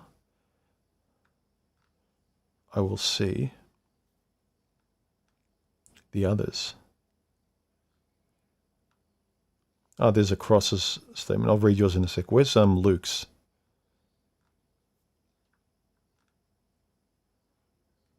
Quaz. Come on. Oh, there. Melenica. Oh, let me read Melanika's one. My view on love is the following. You don't fall out of love. That is not love. If you truly love someone, you always want the best for them in this world and the next world. And Raziza says, you can be in love with a person that you build up in your mind. Yeah, sure, but there's a difference. I think it's also people who haven't experienced the difference don't know the difference, and it's hard to describe. I've told Stephanie, like I've had 6 long-term relationships in my life, like big ones, like multiple years, at least 2 years each. So one was for nearly 4 before Stephanie. And before her, the only other good relationship I had that was really genuine, I loved the person, it ended. But I remember when I broke up with her, the love didn't go. It was sad, and I wished her well, but there wasn't this frustration, confusion, hatred, revenge. It was just this sad, and I wished her well. Like I really cared about her, and I still do. I wish her well. But all the rest, if they got hit by a bus, I wouldn't care. You know, obviously, things we were incompatible. We fought. It was just your standard type, and I wanted it to be love. But if you don't ever experience the difference, you don't know. And I know guys and girls don't want to hear that. They're saying, yeah, that just sounds like an emotional excuse. That sounds like a lot of woo-woo. I was in love. Like, were you really? It was lust, and you wanted it to be something, but it wasn't. You didn't really experience someone who took accountability, someone who didn't, you didn't experience someone who had your back, someone who cared about you, who tried to understand you, whose first response was positive, that you could joke with them, and they never got their back up and thought, what do you mean? I'm offended. Most incompatible people are like that. I see them. They're married today. They've got kids. The husband tries not to say anything bad to offend his wife, and the wife is walking on eggshells, and the husband's like, no. How many times have you experienced a relationship where you're completely free? I've only experienced it twice. Now, with the woman I'm married, and once before in only one other relationship. So, again, if you've only experienced one, I can't blame you. That's you trust your empirical experience. I get it.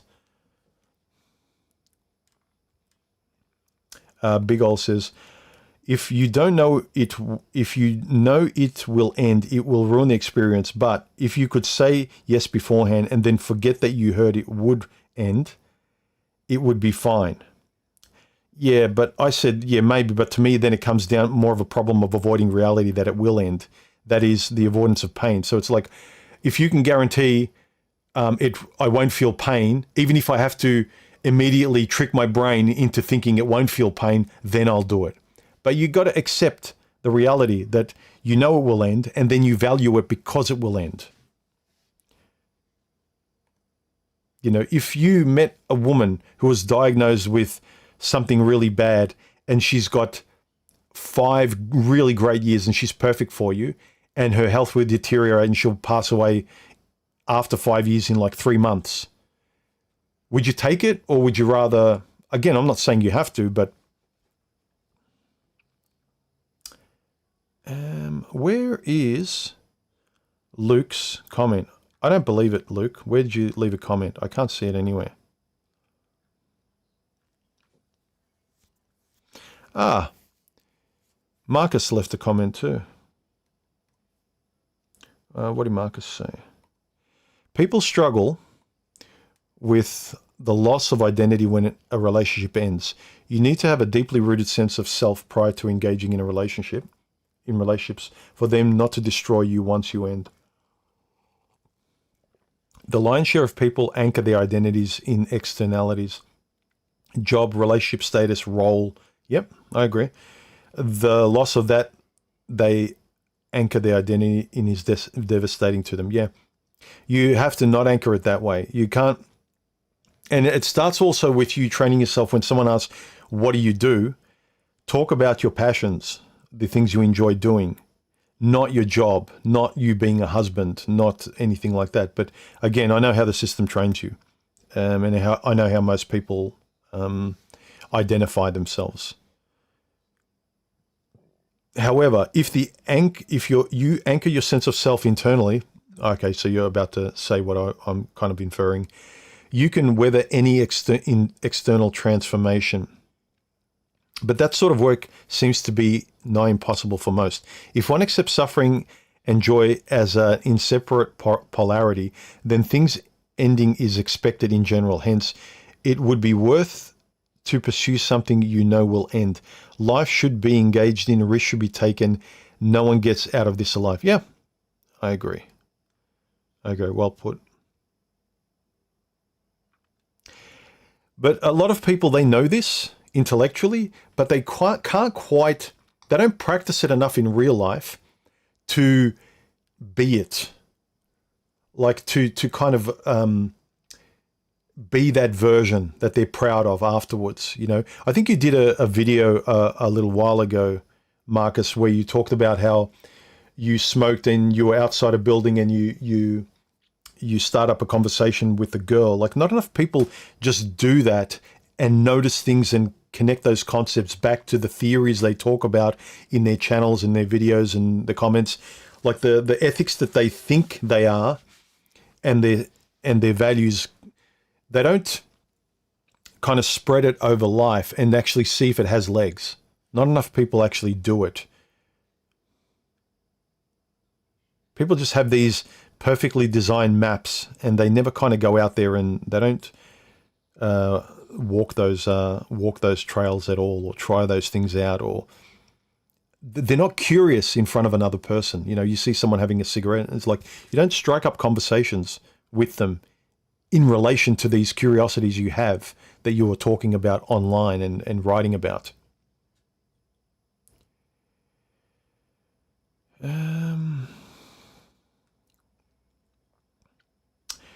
Varon says, well, better define love to begin with. I agree. Yeah, you need to define what it is.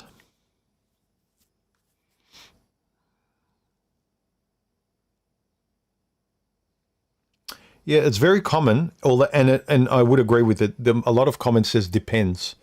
So a lot of this stuff depends. And why the answer of depends is a good one. Most people say, well, I don't like that answer, so you're not giving me an answer. It's because the depends requires you to know what you want. It's like saying you need a car. What kind of car? You're going to be stuck with this car. It's going to be your car. Don't you think you need some say in it rather than the script? Yeah, you can just get a car, but wouldn't it be so much more enjoyable instead of getting a car that makes you feel on a scale of 0 to 10, a 3? Why not get one that makes you feel a 9 or a 10? It's still functionally the same thing, but why don't you get the beauty and the feeling and the compatibility between you and a car or another person in the same way? The scripts only go so far.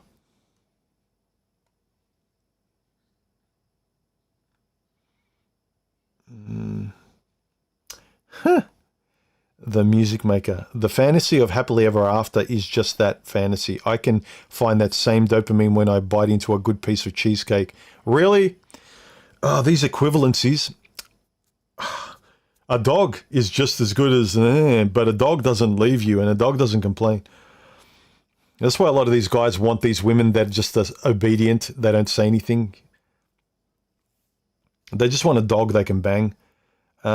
I've held hands and had good times, but to seek a fantasy now is a waste. I'd rather take a hike. LOL. Fine. Okay. Actually, I won't give it a heart. I'll just give you a thumbs up. If you're happy, fine. If that's what you believe love is, enjoy your life. I hope you really do. Enjoy your life. You can laugh at me all you want. I don't care.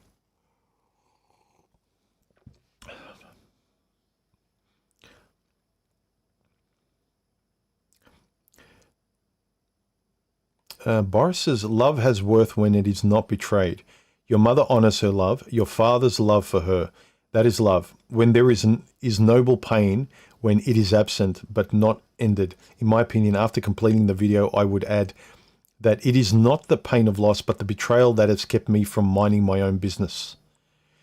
The women I have been with said they were looking for love and said they were in love, but were just looking for the place to put the knife. I don't think they're that smart, but even though that's what they end up doing, rinse and repeat enough, it just gets boring without love. I think women just signal in the way a lot of guys signal, but especially women, because women can be passive at the start and just be agreeable.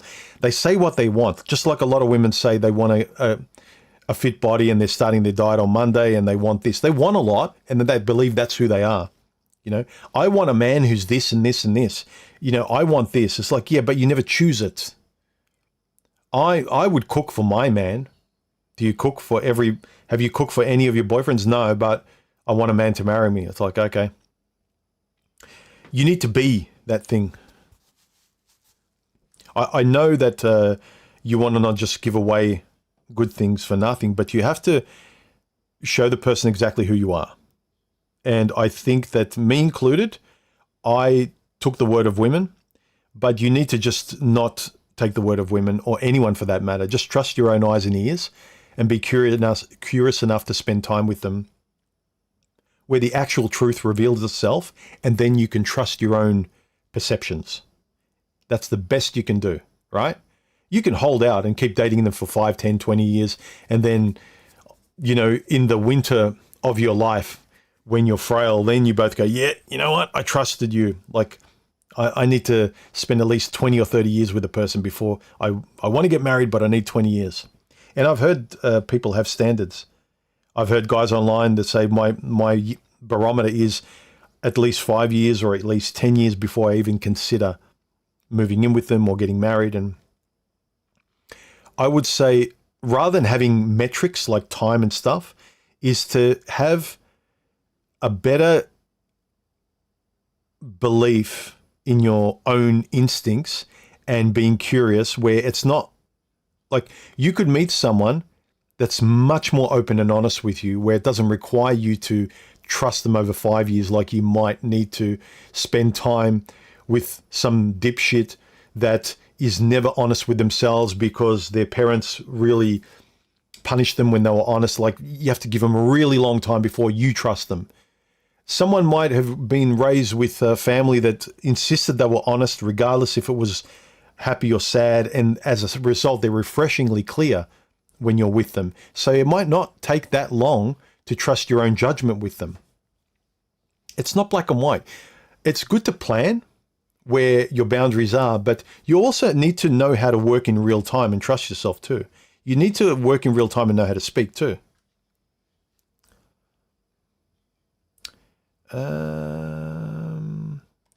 Sure. Tough question, but I'd still go for it. Yeah, me too. Especially as you get older, going for it is, there's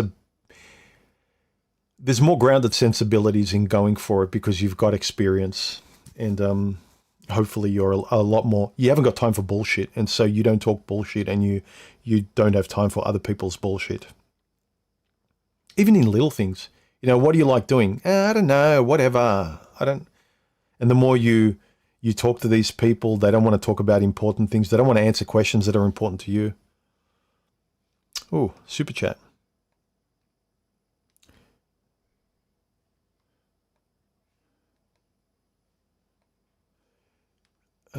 Thank you for the super chat, Space Cowboy. I appreciate it. Anyone else who wants to make sure they get a message to me coming up on the live stream, feel free to super chat if you want to. He says, guys are way too obsessed with the definition of love and duty to the point that we're blinded by what's in front of when it changes. Yeah, that's actually a really good point.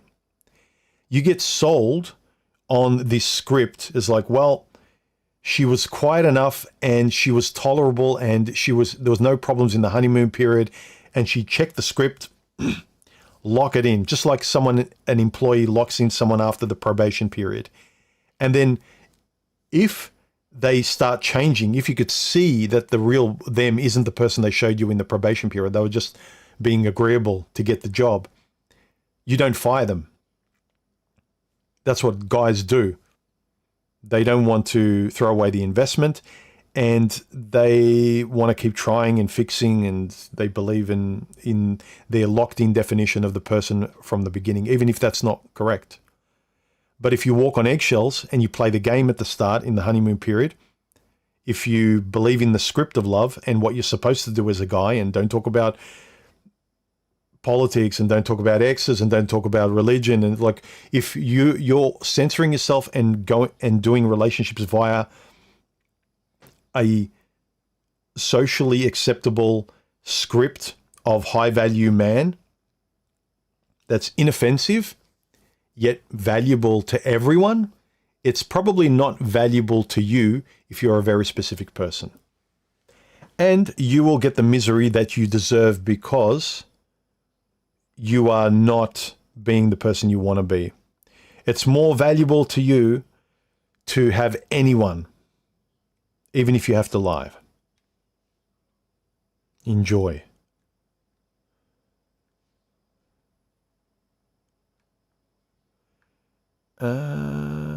Okay. Karu says, men today have not experienced love. They have only experienced millionth hand divorce through the screen. Yeah. They're nostalgic about the relationships they've never had in the past, and then they're fearful of things that have never happened. But they feel smart. That's they're having a relationship now in the moment with the past of other people, and then the future of the past of people that they want to avoid. You know, the horror stories of the past they think are going to happen in the future, and they're avoiding them. It's weird. It's just very, very weird.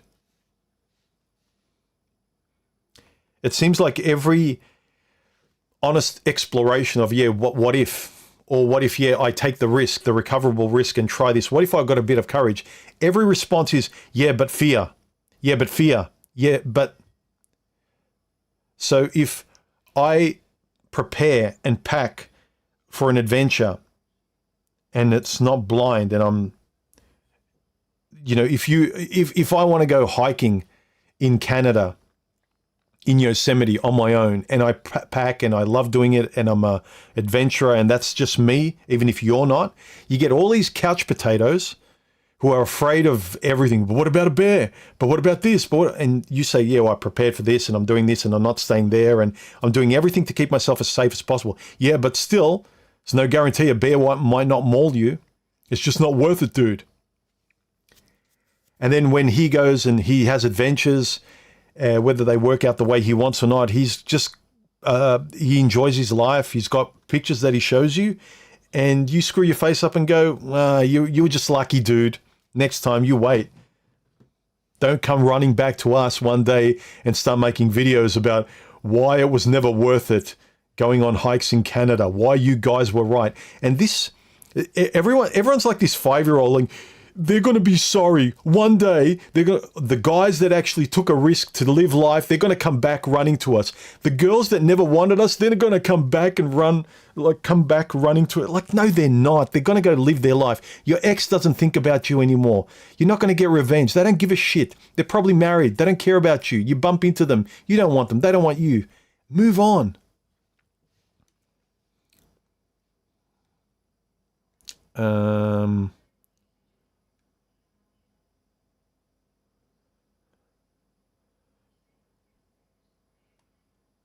Yes, exactly.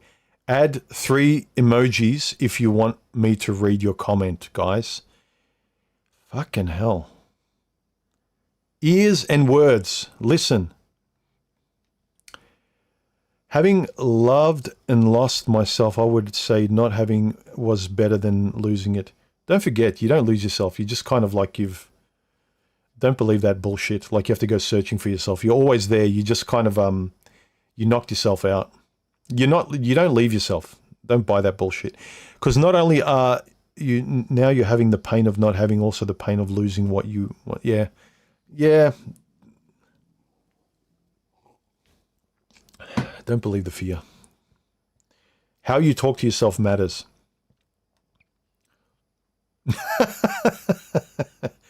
Well, I'm not a fan of immigration at all, but in terms of Indians, I like them the best, probably. Asians, I probably like as well, but Asians were immigrating long before. Like, so when I was young, the new immigrants were mainly Asians, but Asians in general are very hard workers. They've got a good history, a culture, and stuff like that. Indians, I don't mind. It's just a lot of the other nationalities, and I live amongst them. I live in the communities where they have stormed in. And yeah, I've got my feelings about them just because they just tend to be rude. The ones that aren't, great. Thank you. But the majority of them, they just don't give a shit. Like, it's just very hard being around them. Yeah. You want to be racist? Just try living amongst them. You got no choice. I know it's going to sound stupid, but this just came across my mind. So hear me out. Love is the ultimate form of camaraderie. Yeah. Okay.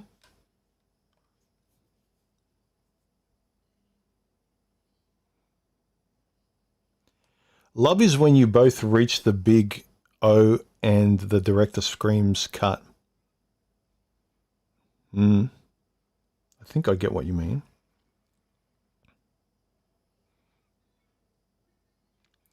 Ah. You piece of shit. All right. Post tab. So was it under the what I was already reading? I just hadn't got to you yet. Is it worth reaching out to one friend you really liked who you haven't seen in 10 years? Perhaps another stream on this subject. Yeah, if there's no falling out, why not?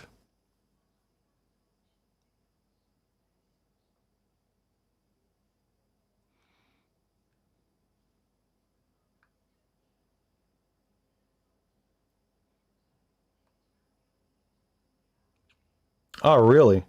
Are the streams coming up on the whole screen? Because I can't see them. Or are the ads coming at the bottom or whatever? And how long are they interrupting the stream for? Because I can't see it. I've heard that happens every now and then.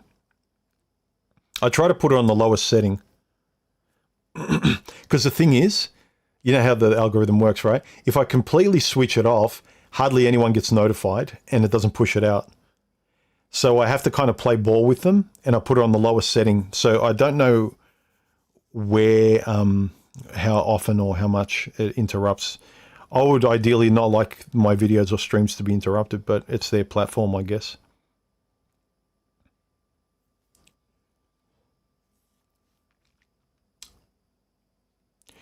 Well, look, the illusion that people have, you've got to be honest about your illusions, and you've got expectations that aren't realistic.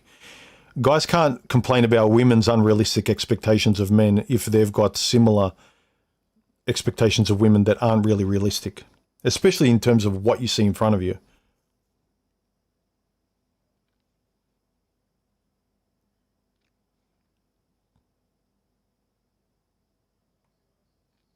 Ah, okay, split screen. Okay, can you still hear me, or do you hear two audios at the same time? Is it kind of yeah, that's interesting. I never knew that.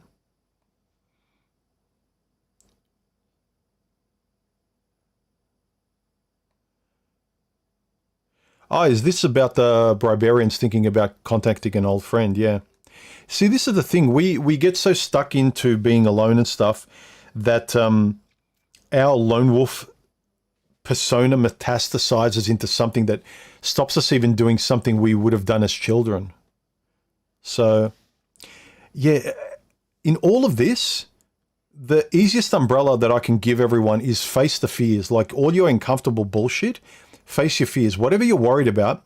Because you know, like as soon as you turn around and just face the monster under your bed, it disappears. It's not there. Every time you turn around and face the thing you're afraid of, you turn around and there's this beautiful clarity. It's no longer there. If you're with a chick and there's stuff you want to say, just say it. And there's this beautiful liberation. It disappears. The fear goes. You want to get rid of fear, and then most of your problems will go away. You will stop hiding and justifying on the keyboard, trying to figure out life in private on the keyboard. You have to start doing it out there in front of people. Okay. All right. I think we've been going for quite a while. How long have I been streaming for? Nearly 2 hours. Now, I don't think Twitch is working. Again, I need to find out why Twitch doesn't work. But my stream is showing up on Kick, which is good. I'll work out why Twitch isn't working. So every time I stream, it can just go to multiple platforms depending on where you are. Because also with the people that donate through the YouTube stream, I like YouTube. YouTube's my primary place I publish. Is that Kick, all of your donations would go almost directly to me. Like Kick only takes like 5% of the donations, whereas YouTube takes nearly half. And I think Twitch takes a whole bunch as well. But anyway, thanks for showing up, everyone. And there was a lot more comments about... was it Luke? I think it was Luke that left a message. I think you wanted me to read this. I will have to say yes on this one. A life lived, decisions made, good or bad, neither been learned or appreciated. Be learned from or appreciated if you never did it in the first place. Friends, family, and romantic partnerships are part of and parcel of the human experience. As you look back on those individuals and experience, for better or worse, you can always be grateful because not only did you learn something, they may have been fundamentally making you who you are today. Yes. Yes. Yes. All right. Sort by.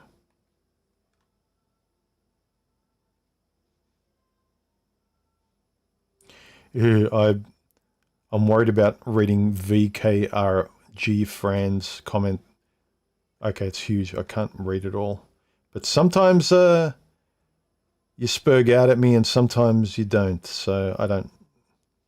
It's like a roller coaster with her. Bloody blah, Luke. T-Drum says, I'd rather not have loved because when it ends, it hurts too much. I'd rather not know the pain. Life is too short. Fair enough. Fair enough.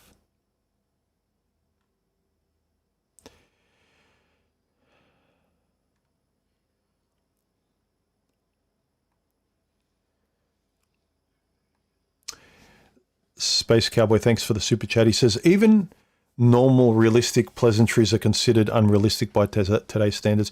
You can't have relationships with people operate exclusively from their religion. Yeah, today you go out, someone's just nice to you. You can't actually tell. A lot of people are, if you're nice to a girl, she's like, yeah, what do you want? Why is he being nice to me? and a guy as well, a girl says something ostensibly positive and is like, yeah, I know what you're doing.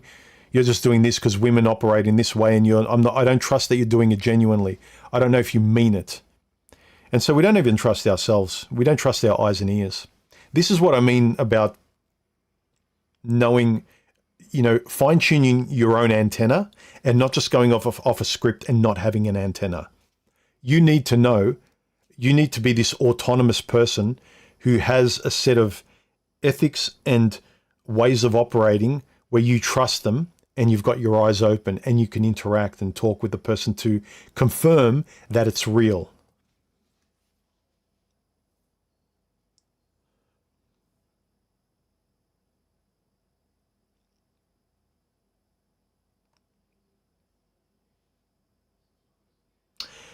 Yeah, I think if we worry too much, well, if I do the thing, it might not be what I want. Again, you've got expectations. Isn't it better to know that it's real than stay in the fantasy? I get it's comforting. I sometimes do it. You buy a lottery ticket, and I don't want to check the numbers at the end of the week because I like this lukewarm feeling of maybe I'm sitting here and I'm a millionaire already. It's just such a nice feeling. Let me not confirm it and go to the outlet and find out that I didn't win, because I'd rather just sit with potentially being a millionaire. But it's not real. You need to kind of find out. It's better to know if, especially with people, if it's real or if it's not.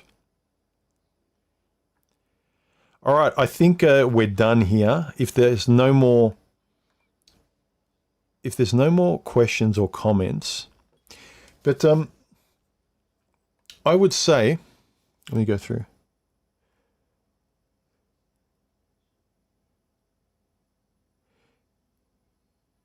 Let me go through my notes here just so I make sure I've talked about everything.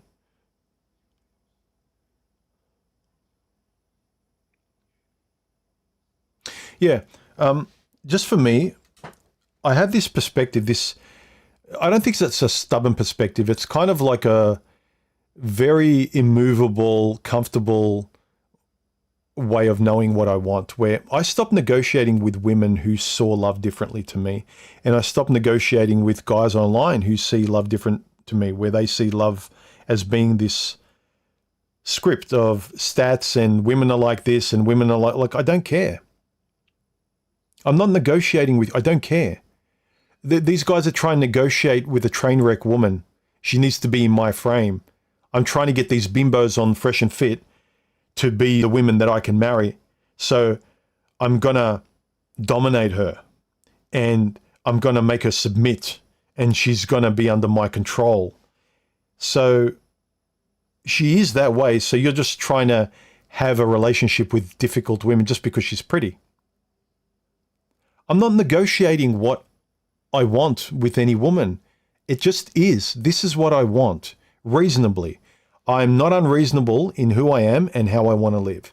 And the women I've been out with before Stephanie was like, you could tell they liked the raw material of me, whether my life, my outlook, my temperament, whatever, but they just didn't like the certain values I had that were definite because I knew who I was. I didn't impose it on them, but they didn't like, well, that I'm not going to enjoy with Bobby.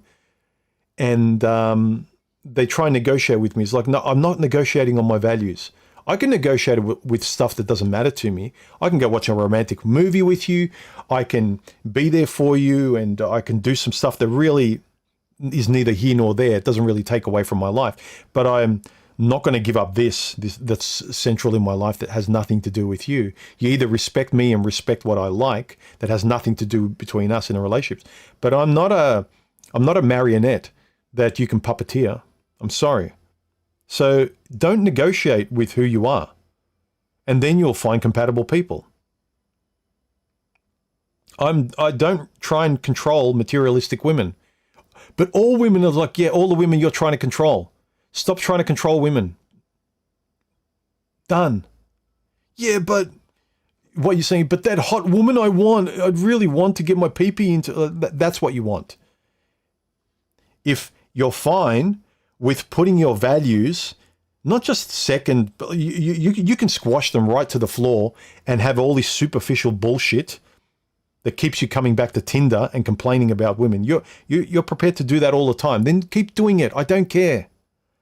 I got sick of myself like that, so I don't care when you do it. I'm sorry, guys or girls.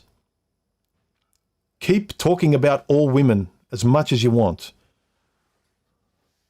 Modern love, this version, it's theater. That's all it is. It's theater. It's not what you want. Start acting real and stop performing your way through it. Yeah. Everyone says that all women are the same. Fine. Lower your values and accept risky women if you want. Keep doing it. And keep justifying it and saying to me, but human, you're wrong because of the stats. Like, yeah, the stats apply to everyone, like all of you sheep who accept the script and deal with the worst kind of people, and you're all avoidant and gaslighting and manipulating each other. Yeah, keep negotiating your boundaries with all these awful... Keep negotiating, yeah. Keep only standing up for your boundaries when you're alone in the comment section, but make them negotiable when you get in front of an awful person. Yeah, keep doing it because they're pretty. Keep trying to convince immoral women to change. Keep doing it, yeah. I don't care because I don't do it anymore. And I haven't done it for many years. Love is not a script. It's a signal. It's compatibility that when you know yourself, you recognize a similar signal. I can't put it into mathematical terms for you. But if you insist on trying to have relationships in a STEM-based way, in a biological, mathematical, data statistical way, while useful, is not how you actually dance with this stuff. That's preparation. That's common sense, right? But aside from that, how you actually dance with that is very personal. You have to know yourself enough to know the signal that matches you. Then you confirm that compatibility, that signal, through speech. And you talk, and you say your words, and you don't censor yourself when you notice a red flag. You're completely open, and then you don't waste any more time. I think that the thinking man today has too healthy a mind to accept the script of modern love, but refuses to change his definition of it into a compatible signal that he would be more comfortable with, where love would be more comfortable. All you guys that say, yeah, but love is this, but love is that, there's no hope, love doesn't exist. You refuse to think about what you want and fight for what you want and accept what is right. My conclusion is start with the person. The easiest way is if they like you, that's the best start. All these guys that get in front of indifferent women, trying to impress women who have got 10, 15, 20, 100 guys on their roster and trying to win them over, you are wasting your time. Start with someone who actually likes you and then stop trying to win them over. They already like you. Either you like each other from the start or you don't. Then you pay attention to compatibility. That's all I got to say. I hope that helped.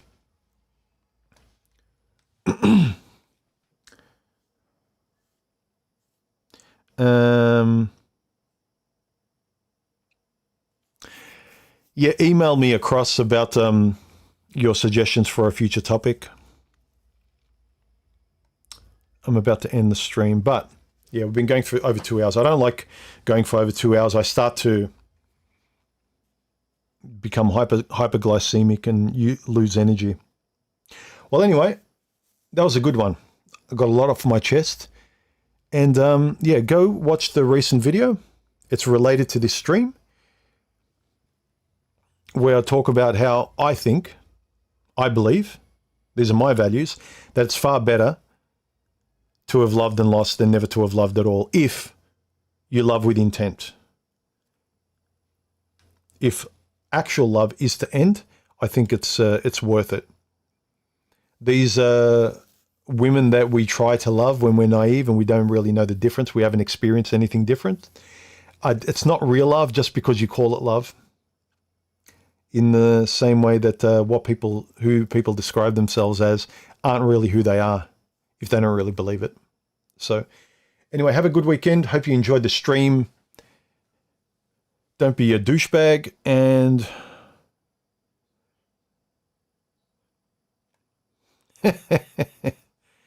suffer, human, suffer. All right. Have a good weekend, everyone. And I'll talk to you in the next video or stream, or jump on Discord if you guys want to have a bit of a chat amongst each other. I'm not guaranteeing I'm going to be there, but I might pop in the afternoon, but I have to do something first. But anyway, I might pop in. But give me at least 5 or 10 minutes. I'll see. If not enough people are in, I'm not popping in. I'm in a very relaxed mood today. So, all right. Have a good weekend. Bye.